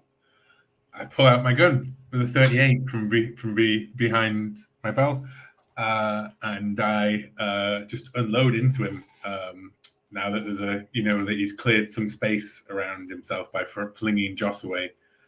Yeah. Sprawled into the snow. I just bang, bang, bang, bang, bang, bang, bang, bang, bang. Yeah. I'm not sure if we need to make a roll for this. I think No, you you can don't plug it. always Monster of the Week. Sometimes you can just inflict harm. Yeah. I think you can do, like, if you're unloading like that, I think you can do just straight up 3 harm to him. I mean,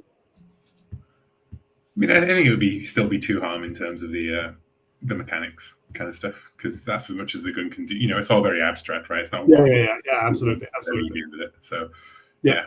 Bang, bang, bang, bang, bang, bang, click. Click, click, click. Shit. Yeah. So you shoot in just straight in the chest, and the bullets go in, and this black, nearly like sludge-like blood runs out. Dot, you're down in the snow. This arm that Pat cut off lands right beside you. What do you do? Shrug, pick up the arm, and swing at it, claws in, toward enemy, and swipe at Theodore. See if I can hit him with his own arm. Nice. Sounds like you're trying to kick some ass. Unfortunately, let's see if I can do any better this time. I can. That's a 10. Oof. That is amazing. But you... Considering I'm rolling flat, it's really good. Yeah. Your tough is 0. Yeah. So, you're going to do, I think, 2 harm with this. Like, you can't use its claws as well as it can. Yeah, but you get to pick something extra. And he's going to, like, swipe back towards you. So there's still 3 harm coming your way unless you do something. I'm going to suffer less harm. Yeah, cool. So... And at what point do I become unstable? Now. Yeah. Okay. But that's not, like, immediately terrible. That's a problem for 5 minutes from now, Dot. Yeah, exactly. Unless somebody wants to defend me, or is that something that can be done? I mean, I'm more than happy to, but clearly I think me being thrown away is Handus's. But I mean, I don't know how often you can do it. I mean, if we're playing in the sort of a round cycle of everyone gets one go, I would say, like, fictionally, we established that Joss was flung clear, right? Yeah. Fictionally, and I'm a little too far away. A little bit far away. So I don't think that fictionally the I think possibly Pat could do it, but he's also pretty badly roughed up. So I don't know if camera cuts over to Pat, like, lunging forward, and his knee gives out. Right, that's got that injury in or whatever. Right, like, yeah. No, I'm still like I'm not. I mean, I could take the hit, but I mean, so let's pause for a moment. Just, are you interested as a player, Puckett, in having Pat throw himself in front of the monster for you, or is this a thing where Dot's got to, like, take the whatever, take the bad with the good?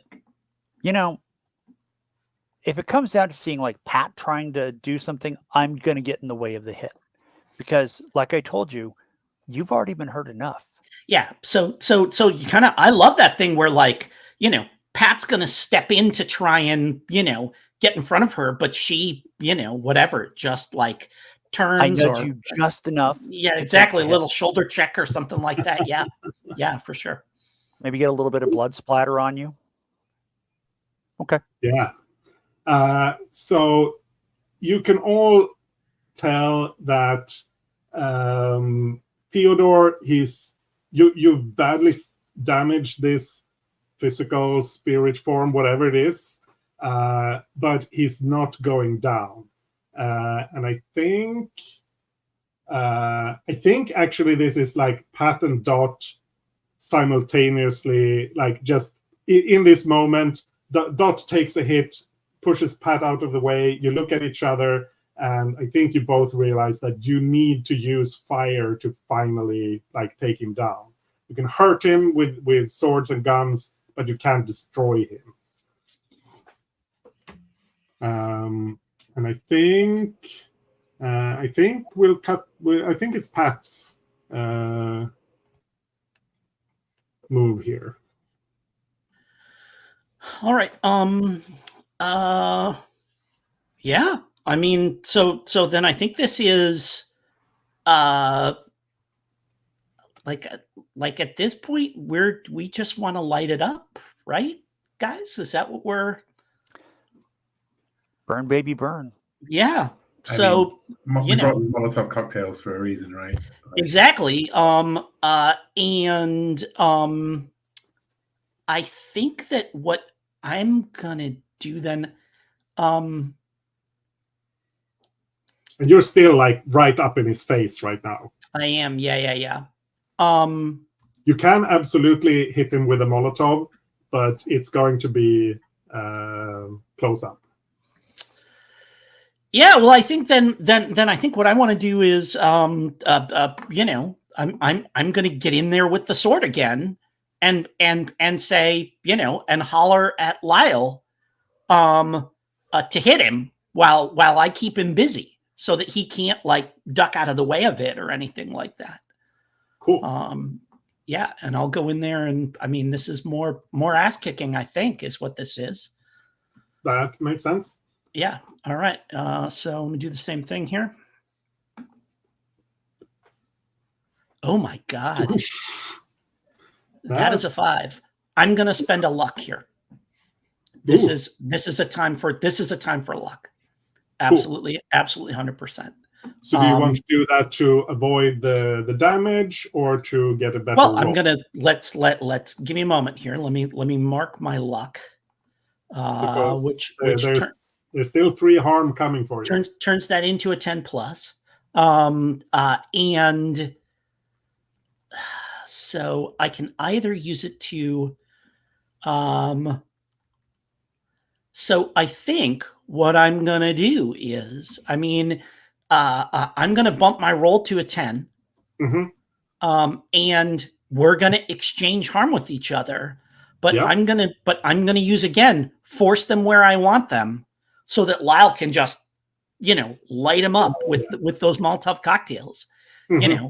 And he'll. I think this is a thing where, like, yeah, I kind of like this. Like, I spin the sword around, and I just jam it down through his foot to like, and and he looks down and he can't move, and he like swats me away, right?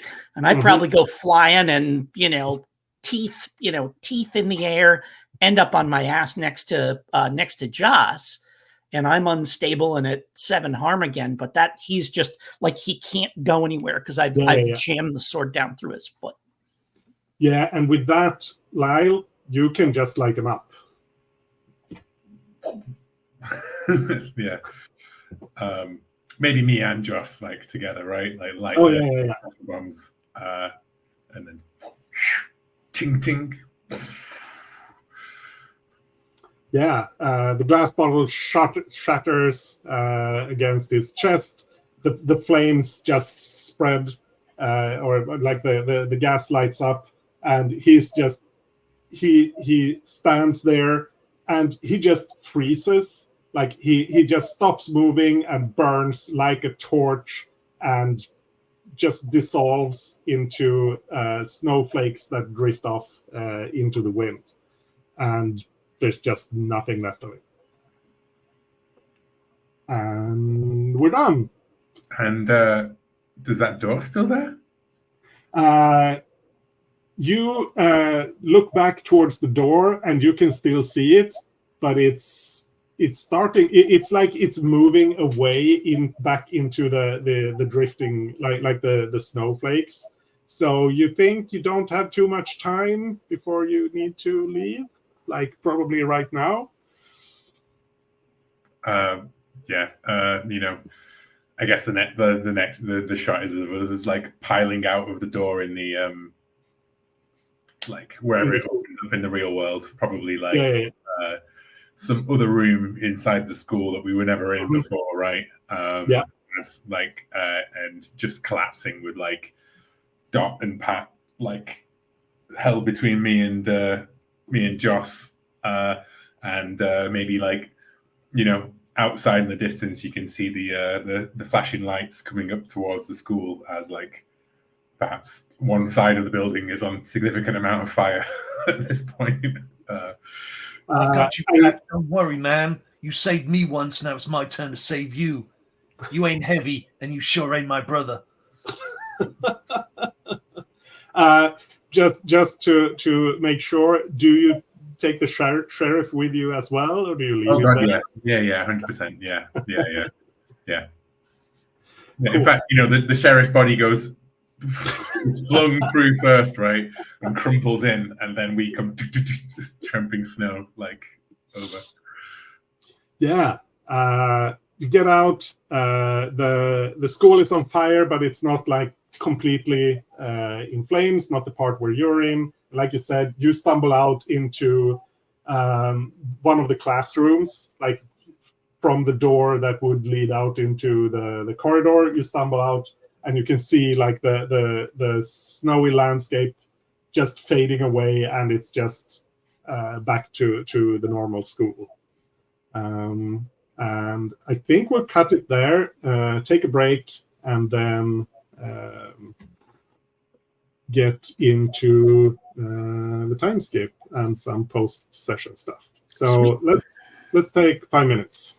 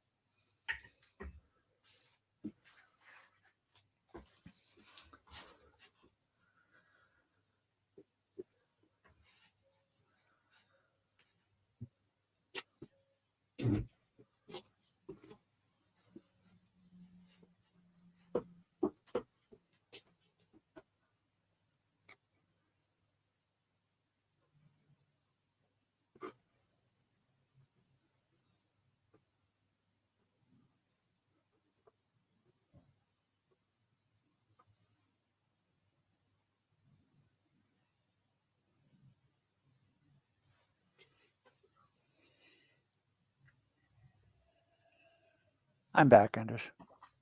Cool. Thank you.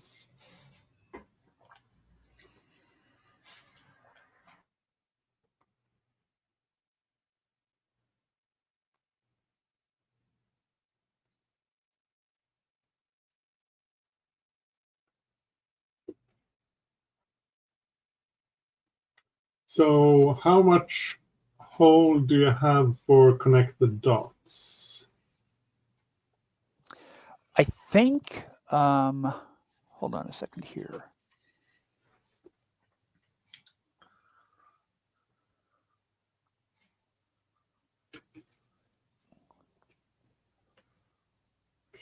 One more, maybe?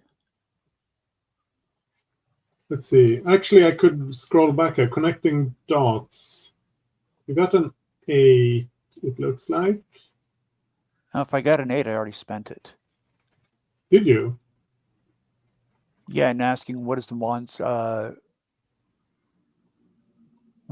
want from this person, I think? Oh, I thought we did that with the investigate a mystery. Okay. Well, I will happily take, Yeah, I think that's more fun happily hold it. to use it for the overarching thing rather than Yes. just in the moment. Sure thing.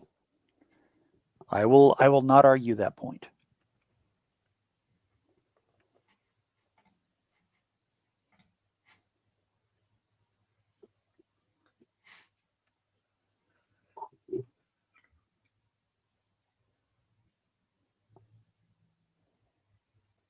So looking at the time, we probably won't get through the whole time skip thing today. So I think what we'll do is like the immediate aftermath, and then I'll talk a bit about the time skip, and then we'll do the end of session stuff, probably.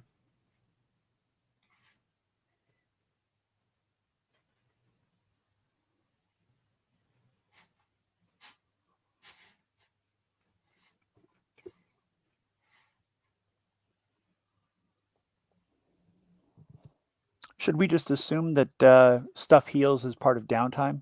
Oh yeah, absolutely. Okay. Yeah. So harm goes away now that we've Yeah. now we've finished this. Okay. Yeah.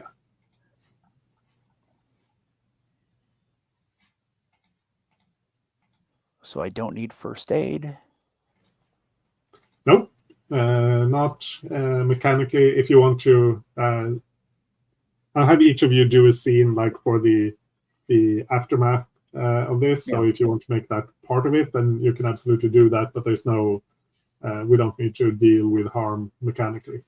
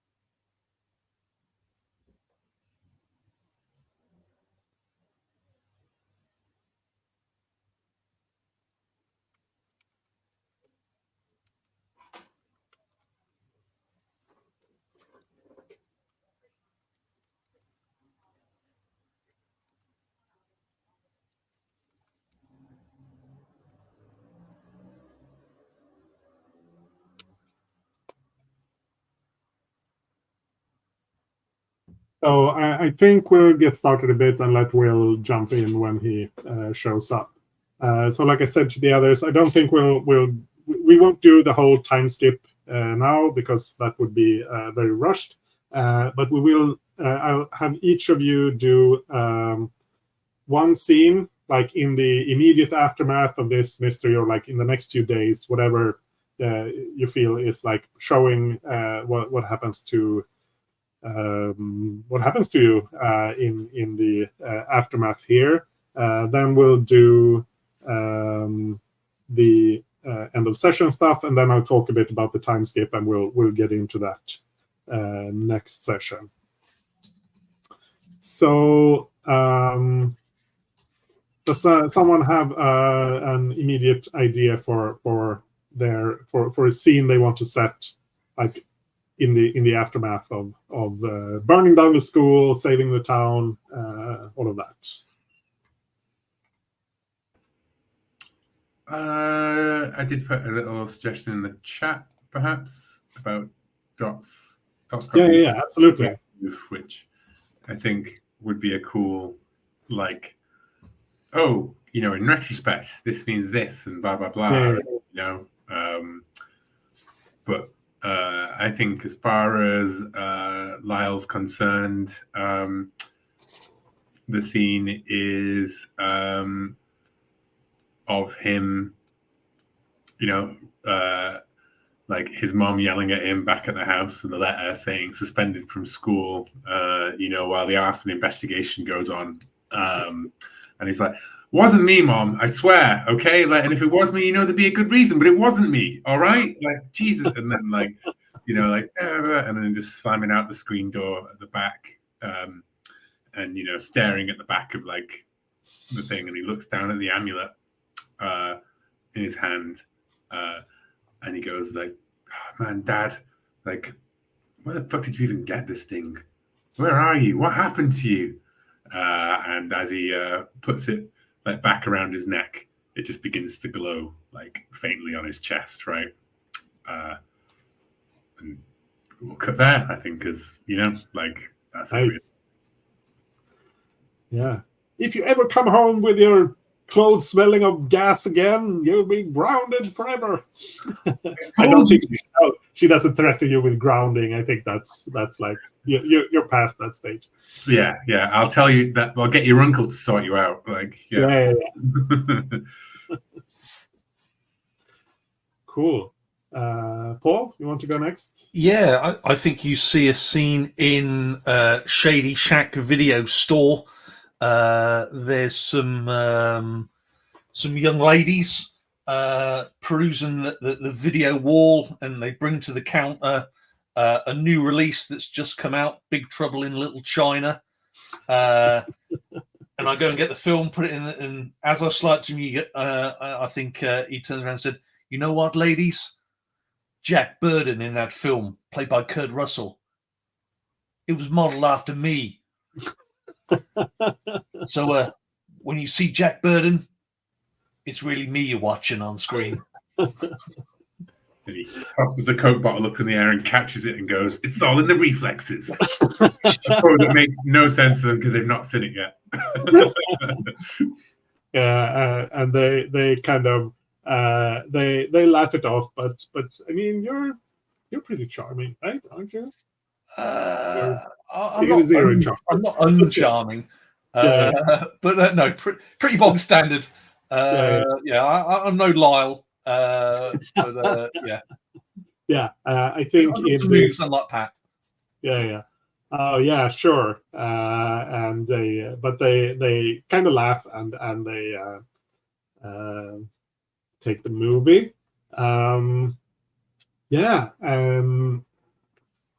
And I think we see who would that be?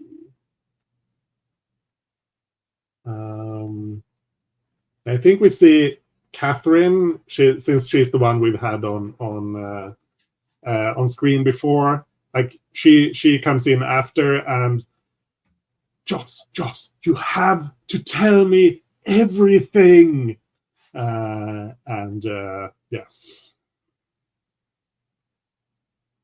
Don't worry. You will know everything. The truth must be told, Catherine, and you and me are the ones to tell it. That was no ordinary arson attempt in the school. There was something behind it. Cool. You good there? Yeah. So I will fill Catherine in exactly on what happened. As Joss perceives it. Of course, Yeah. just Yeah. saved the day. Yeah. Cool. So, Dot, do you want to do your connect the dots? I mean, first, I think what I'd like to do is in the immediate aftermath. You're muted now. Sorry. Yeah. I know I'd like to go in the immediate aftermath of the fight. Yeah, I know absolutely. Pat and I are really banged up. We're both unstable at that point. Mm-hmm. And, Pat, I'm curious, did you come over to check on me or anything like that? I think I'm more fucked up than you are. I think I'm at 7. I was at 7. Okay, so we're both a mess. So I mean, like, If only someone had an infirmary in their parents' house in a really awkward situation where the girl has to meet your parents while you're both in hospital beds. I mean, like, fucking. I mean, how do you would this is okay? Would you get rushed to the hospital, or is it a thing where we wake up with beep beep beep beep beep beep, and we're both in my house in that infirmary because they've wheeled another gurney in there to be next to mine? I feel like we're still in the snow, and I kind of crawl over to you and collapse next to you and say, "See, told you I had it." And then we wake up in the infirmary in your parents' house. And I think you say I had it, and I kind of oh God, and just pass out. The effort of laughing at that was what was the thing that, and then we'll wake up there. I like that. And I kind of look over at you, and I blink, and I kind of say, oh, hey, yeah, I guess Lyle and Joss brought us to my house.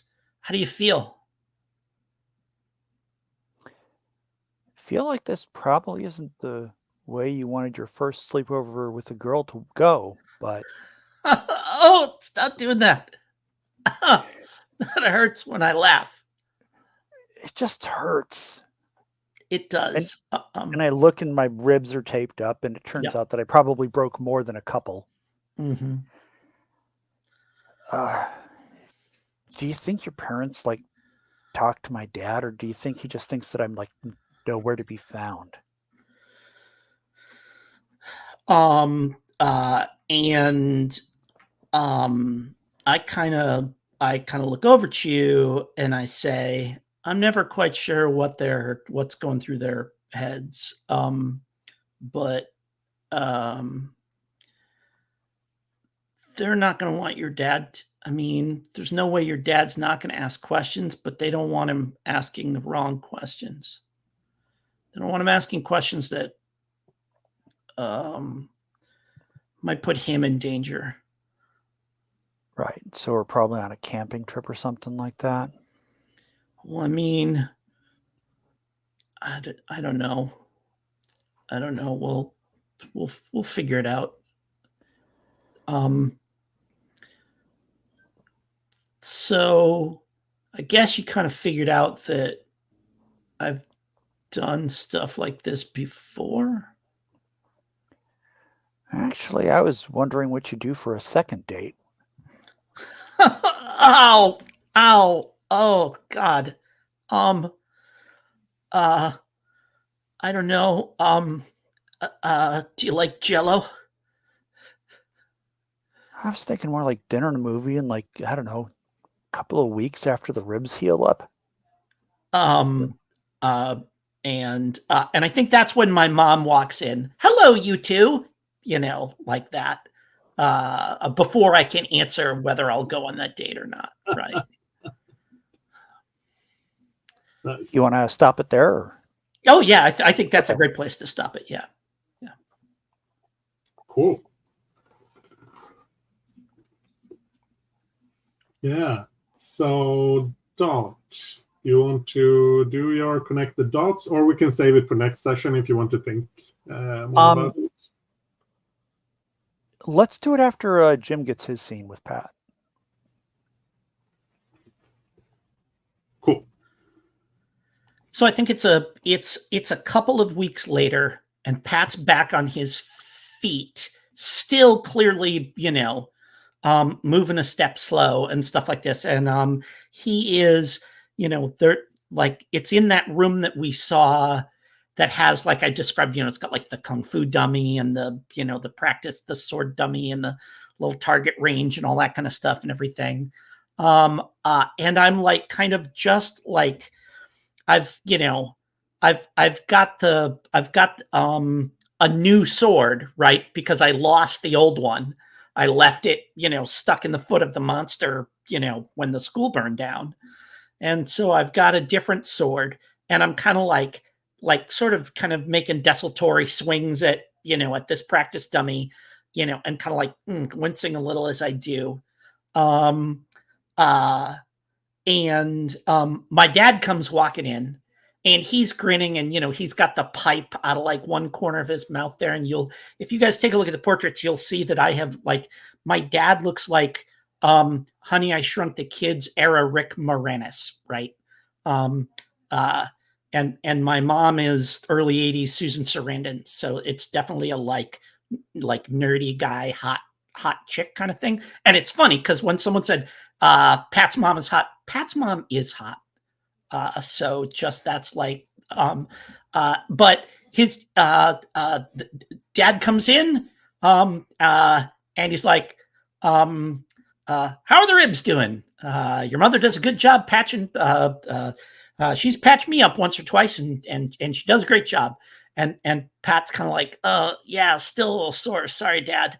And he says, put that away, referring to the sword. And I kind of, just sort of like let it drop, kind of lean it against that practice dummy. And like, I'm look like, like I've got sweat and a little shaky. Cause like, clearly this is like, I'm pushing myself a little too hard.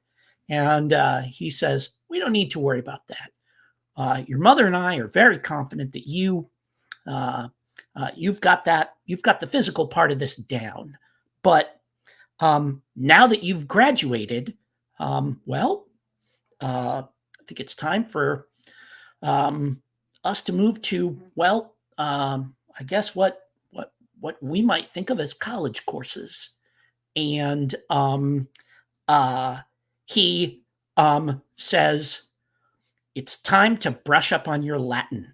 And he holds up a book that like is, like bound in leather with like iron bands and like a lock on it.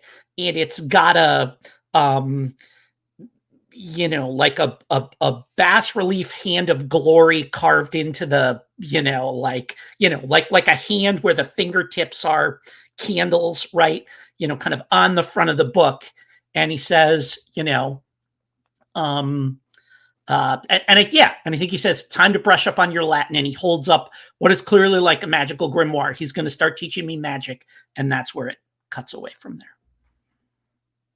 Cool. Very nice.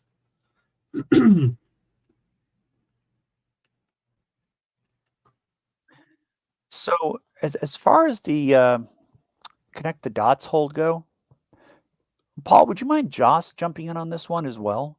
Because I have a sneaking suspicion that you and I are probably trying to connect the dots through our contacts on BBSs. Most def. Okay. So, I mean, I'm sure that this probably involves contacting people who have access to university archives and libraries and whatnot. What do you think? Who do you think Joss is reaching out to? get information Joss about? is going to reach back to the university archivist, Paul Skinback. Yeah. So, oh yeah, don't worry about that. I've got a good friend at the university. He's helped me out many a time. In fact, he got abducted by the Air Force as well, and he's part of the base investigation team. So he should be able to help us. Just don't give him your true name. Confidentiality is key. Gotcha. I think I'll call myself. What do you think? Stripe? Does Stripe sound good? Oh yeah, totally. Yeah, that's a good name. There's no way he'd work out who you are from that. Awesome. And so, let's go ahead and figure out what Will was pointing out and using connect the dots to make sense of what Theodore Burton's ghost means. And the closest question, Will, if you have a better idea, let me know. But I guess, how does this mystery connect to the bigger picture? Is that the one that you were thinking of? Yeah. And, I guess, how does this mystery connect to the bigger picture? Is this connected to previous mysteries we've investigated, like our vaguely sketched out encounter with the Pale Man, a murderous ghost, right? Yeah. When and where will the next critical event happen? Those are the three that I'd say are the big ones. I don't know how much hold you have left over. Well, Anders said I rolled an 8, so I reckon the bigger picture is the best one, the key one. Yeah, for sure. Yeah. So how does this mystery connect to the bigger picture? What does it suggest in the future type stuff? Yeah. So there's, I think, 2 connections. I think whatever encounter you had with the Pale Man, which I think maybe we should describe a bit next session, that happened. I think it happened in the winter time, but I think in retrospect, Dot realizes that there was the winter was amplified in a way that feels similar to the winter landscape you encountered beyond the door. There is some sort of connection there. And definitely this, whatever place this is beyond the door, that's not gone. That place is still there. It's just that you destroyed Theodore, who had found a way to get out of there. But there's almost certainly going to be more creatures out there who want to get in, or get out, get to you in some way. And I think I will come back to this as events progress during the time skip. But this is your immediate things. Okay. And if you have any follow-up questions that follow on to this, I'd be happy to answer those if there was something that's unclear or that's okay. So, Paul, did Joss act as a go-between, or did Joss introduce the archivist and I, or was Joss part of this at all times? I think go-between to maintain that separation. Okay.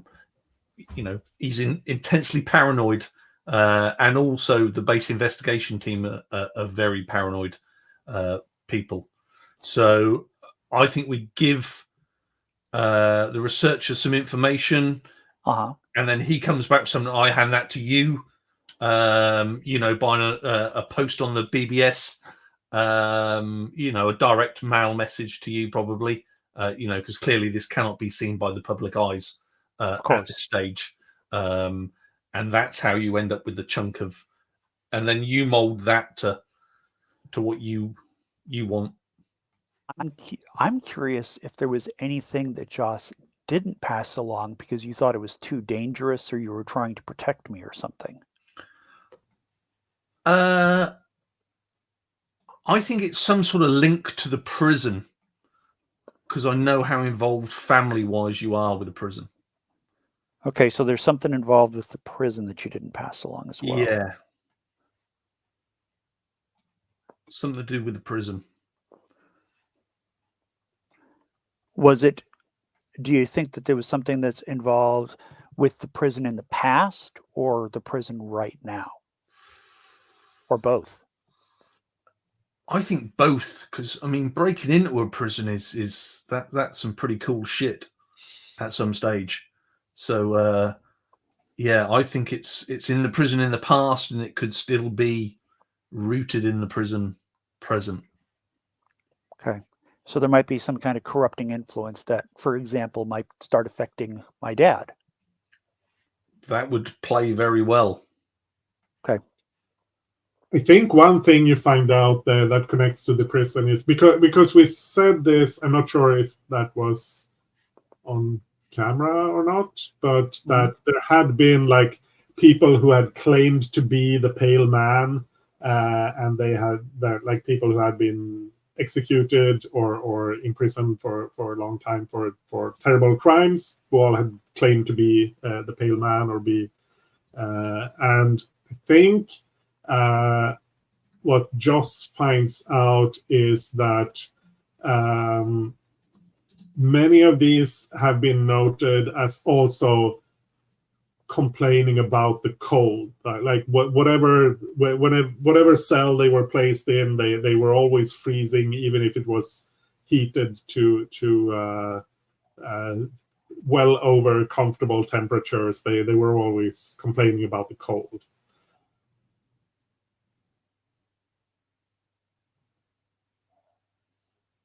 Does that make sense for you, Joss? For Paul? Very much so. But I mean, yeah, the role's Dot, so I think it's best if Dots has the final say. Really, I mean, that's a good one. I'm 100% on board with you. With like, I hoped you'd withhold some information, and I think the idea about the prison is fantastic. Cool. So I think we'll go into the end of session stuff. And then, like I said, I'll talk a little bit about the time skip. So let's start with the team. Did we learn something new about the supernatural world? I'm going to say yes. Sure did. Now, is that just, if we answer that question twice, does that mean we get 2 points or none? Or just one? It's just one. It works a little differently in Monster of the Week, because I think you weren't here last week when we were reminded that, like, if you answer a certain number of them, you get 1. If you answer more than a certain number, you get 2. Is 2, yeah. But that's it. Like, and then so. Yeah. But for the team playbook, it's just the one question. But we've reduced the number of XP you need to get an advance from 5 to 3. Oh, I did not know that. Was that something we should have done? For the team advance. Yeah, for the team advance. Gotcha. Okay, never mind then. Cool. So let's do individual XP. I will go from the left hand of the character keeper. So, we don't need to do that. Sorry, it's not that game. Yep. So I guess we all just mark 2 XP for the end of session move, and we mark the team XP. You mystery, and there's more stuff that you definitely did. Did somebody already update the team XP? I did that, yes. Okay, then we're 1 away from another thing, and I am not going to invest because I really want to get more moves. And the other thing that I will mention is that part of my sacred oath is that when you keep your oath and work towards your goal, mark experience at the end of every session. So I'm going to get an additional XP for having fought towards the goal of my my oath there. So I'll get a total of 3. And I hope you kept track of when you did something after someone manipulated you and all of that, because I did not. Hell yeah, yeah. Oh yeah. No, that's why I think we should be using that. Is because that's Yeah. one of the XP mills built into the game, is to encourage us to engage those mechanics. Yeah, cool. So I'm sure some of you will be getting some advances, but there's no rush with that.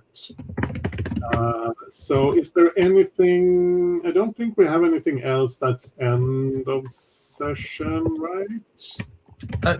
Can somebody explain an ally to me? An ally is so a contact is someone that you can, they're the side characters, right? They're like the extras. The team investigation group or the base investigation group. That's a contact. Yeah, exactly. Yeah, that's someone you can talk to, who features, who are potential victims or whatever, right? An ally is somebody who actually actively like fights monsters with you. Their presence might give you like a +1 on a roll or something like that. They're basically like at your beck and call. A contact might need like a persuasion to do something out of the ordinary. Ally is like, is Angel in Buffy, who shows up every now and again to be like, yeah. Contact is Buffy's mom. Yeah. Ally is Spike. Yeah, that's very well. I am going to take an ally. I'm going to take the sheriff because we've saved him. Ooh, very cool. I'm going to have the sheriff as an ally. Because actually, looking through the books, I'm the only one that could possibly do that. So I think that would be a waste for me not to take the sheriff. Cool. I mean, that saves me from having to take friends on the force. So.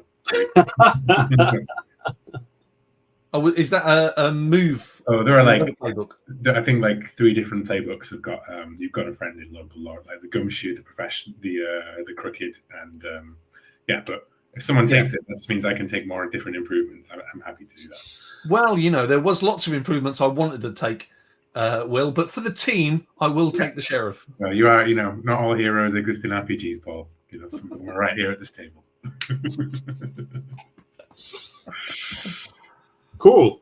So we'll get into the time skip next session, and just to reiterate that, we'll be moving forward, like I think about 4 years. And so during that time, you will most likely at least finish high school or drop out or whatever happens. And you will have to find some way to make a living, probably.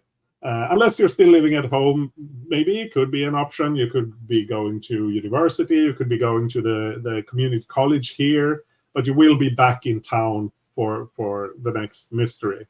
And I think I've thought about 3 different types of scenes we can do. And there's just regular life after high school. How you found your place in the community as an adult, minor mysteries that you're involved in during this time, because as we've discussed before, the mysteries we play out, those are the big events that have large effects on the town. There will be minor things happening. If you're interested in doing that, you can put that into one of your scenes that we'll do during the time skip. And another thing is how the town changes during this time based on the events that happen. And I will do some scenes like that as well to just show how things change. So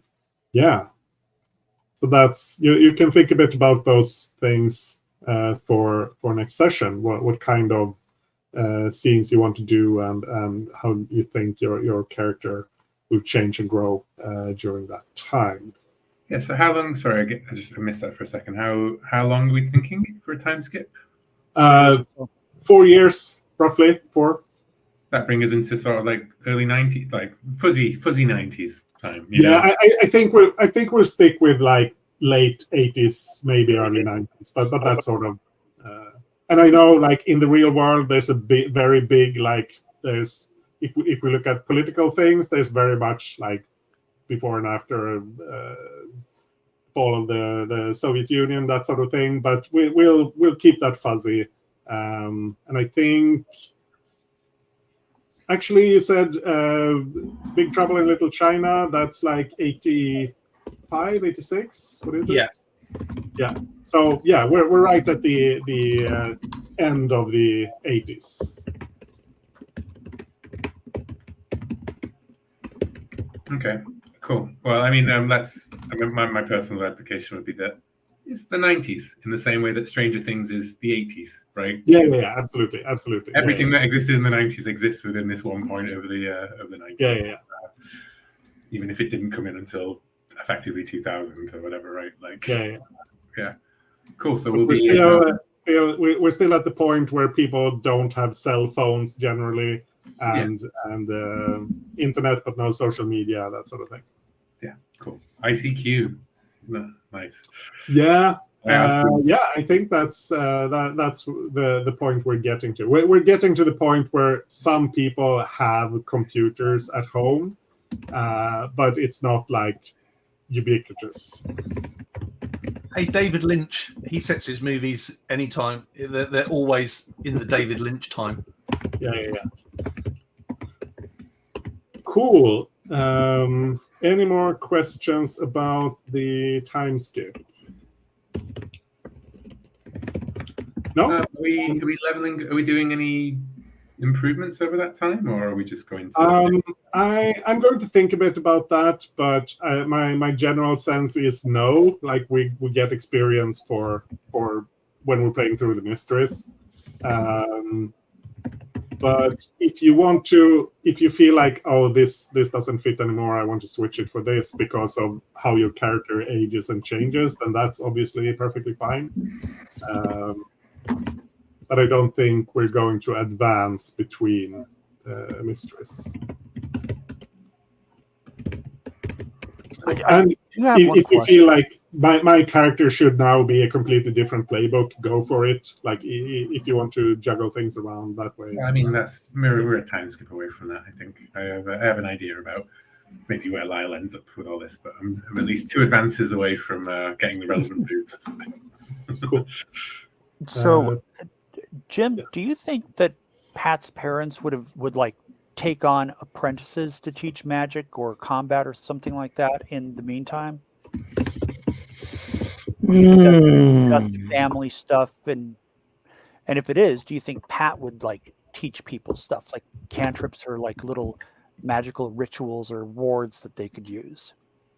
I think that's maybe a thing we can talk about between sessions and figure out how we want to calibrate that and figure out.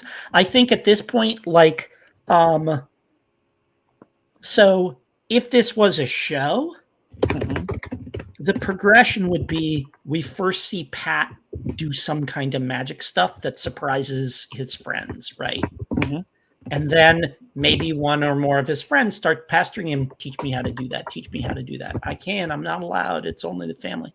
Like that's kind of the progression I see. Like absolutely I'm interested in that. And like, you know, Dot kind of like, you know, nudging him to learn that stuff, you know, and maybe turning out to be better at it than he is or whatever.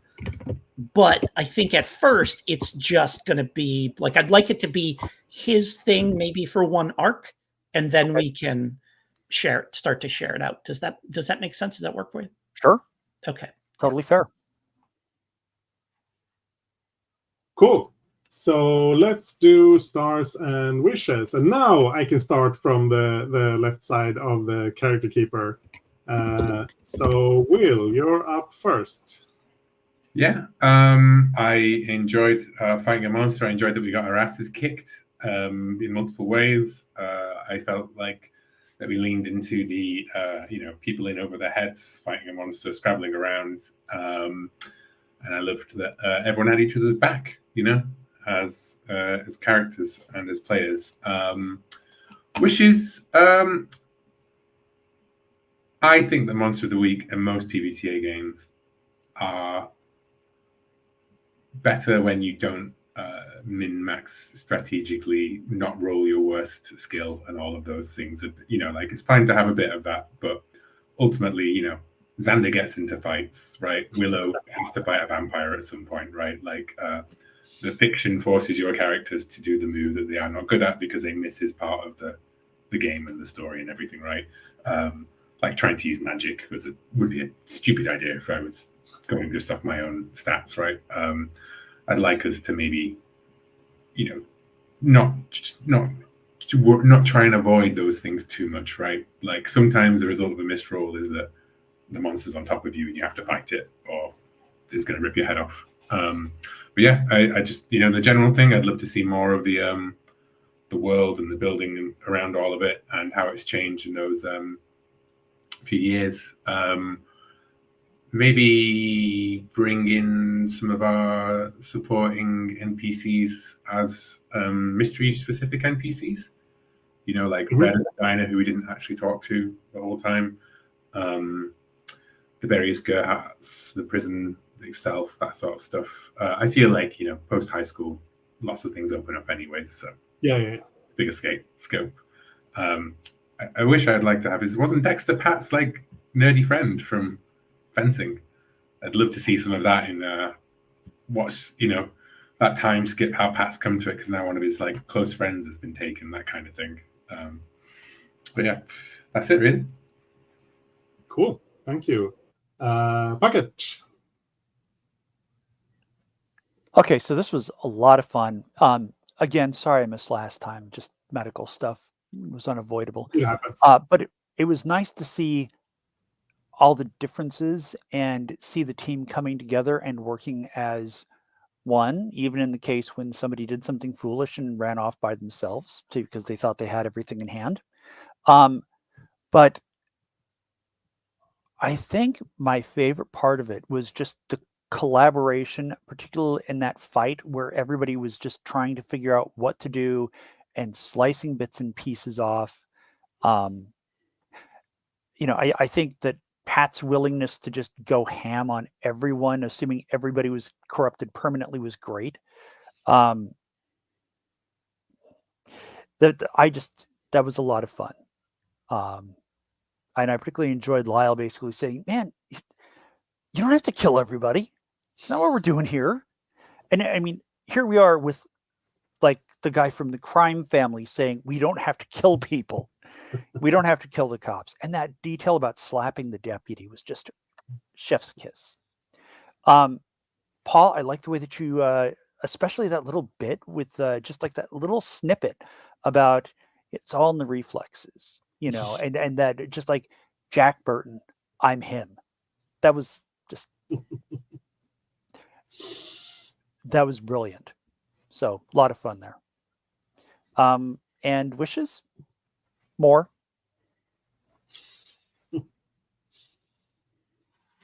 Cool. Thank you. Jim. Yeah, I jotted a few things down as we were playing here. The first thing I wrote, Paul, as a player, pausing play to say, here's how my character works, here's how I built it, what I hope to accomplish when we get into fights and stuff like that. So then that let us kind of, establish like what our characters are doing, what we want to be doing, how you built it to synergize with other stuff and things like that. And I actually took a look at one of my moves that I hadn't used yet. And I was like, oh, that really crosses over with one of his. So I changed it to something different that kind of more reinforces like Pat's role and what that is. And Joss is the one that's gonna like protect us. And I kind of like the idea that like you're not in front, but actually you are there keeping an eye on us, making sure we don't get beat up too bad. And I liked the way that introduced a whole new kind of dynamic to what we all do. And it's funny because like you got hit a couple of times and you're like, well, I've got this armor that, I can just slough off this harm that I'm taking on. And for a second I went, man, it would be cool to have armor. No.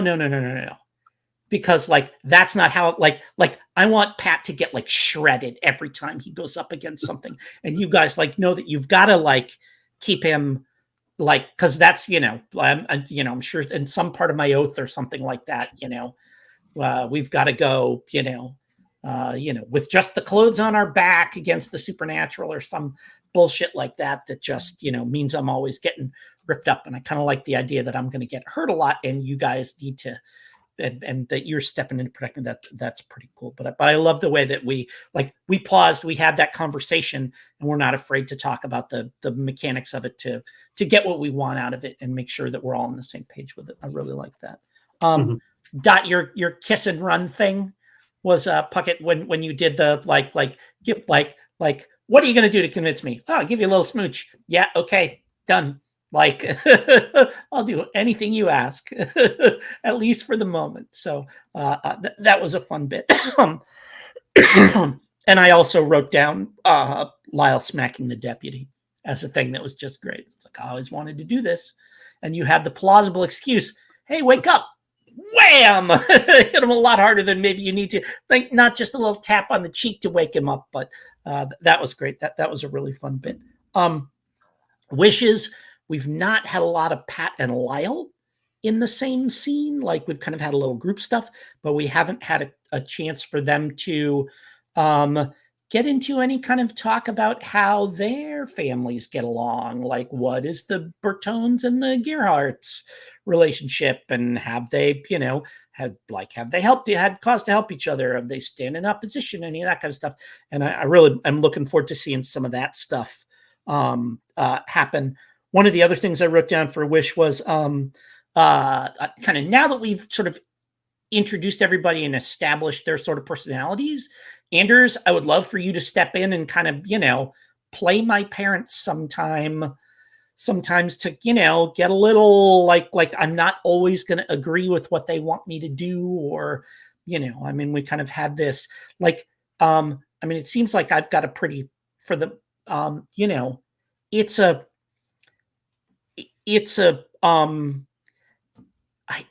guess on the surface of it, it kind of appears like it's a functional relationship, but like somebody looking at them could see them seeing me not as a person, but as a tool, right? As a vector for prophecy or whatever it is.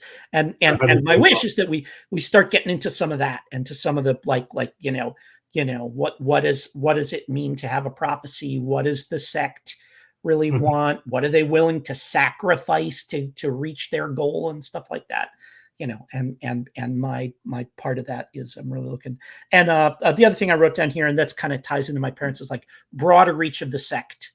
Who else in town might be in on it? There's surely people that are part of it that I don't know about, right? And to kind of, and like I've got some moves that let me like get an apprentice and a mentor and maybe take over a cell of it. And, and one of my advanced moves is eventually I can be in charge of the whole thing. And so to have us build up some of that, it doesn't have to be all at once, but a little slow burn to see it, kind of expand beyond just my parents and one of the teachers at school to see how pervasive is it in town. Really looking forward to that. Yeah, absolutely. Cool. Paul. Great session. Really enjoyed it. I did like the synergy between me and Pat. I thought that worked very well, and it switched away from the previous session when I'd spent quite a bit of time with Lyle. So I'll aim to get a bit more screen time, possibly with Dot going forwards. Puckett, I really liked your scene with Pat. I thought that was damn good RP. The slapping thing will, and I also thought trying to save, and that sort of came from you as well, Puckett, trying to save some of the possessed people. I was all ready just to Molotov them down. That sort of face melting anybody normally works. Good things there. And I'd probably say wishes. It was very atmospheric, Anders. I liked that. I sort of did get a sense for the transforming basement. I thought that was well framed. Going forwards, I'd like to see sort of some use of the other things we've developed, like the familiarity team move. The ally red. We haven't used that. And maybe some of our assets again. We didn't really use the video store much. So yeah, that's really my wishes going forwards. Cool. Thank you. Yeah, I do hope to bring in more like the wider world a bit more in the future mysteries. Like limiting this primarily to the high school was kind of a way for me to get part of the town in without having to have the whole picture. But yeah, absolutely, we will see more of all of that. Cool. You don't have to waste so much on NPCs, Andish. Lots of wasted effort and portraits there, my friend. Good that you put it up there, but you know, you didn't have to. We didn't use all of them, mate. No. But that's not effort for me. For me, that's partly just the easy way for me to do world building. School. Is just you don't do 90% school.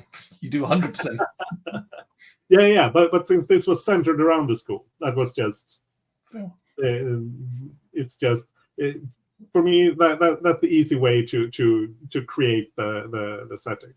So there will definitely be more NPCs there in the future. This isn't meant to be everyone. It's just I put up whatever I felt was useful for what we were doing now. But anyway, yeah, I had a lot of fun, and I said before I haven't run Monster of the Week much before, just a little bit. I'm learning as we go, but I really enjoyed it. And as I've also said before, I really enjoy playing with you because I feel like we're on the same wavelength. And if there's anything that comes up, I can ask you, and I know you will give me good feedback. So yeah. Lots of fun. Looking forward to next week. I'm not going to mention specific moments. I think you've done all of that very well already. Yeah. Cool. See you all next week. See you all next week, guys. Have a great week, everybody. See you next time. Yeah. Same. Bye.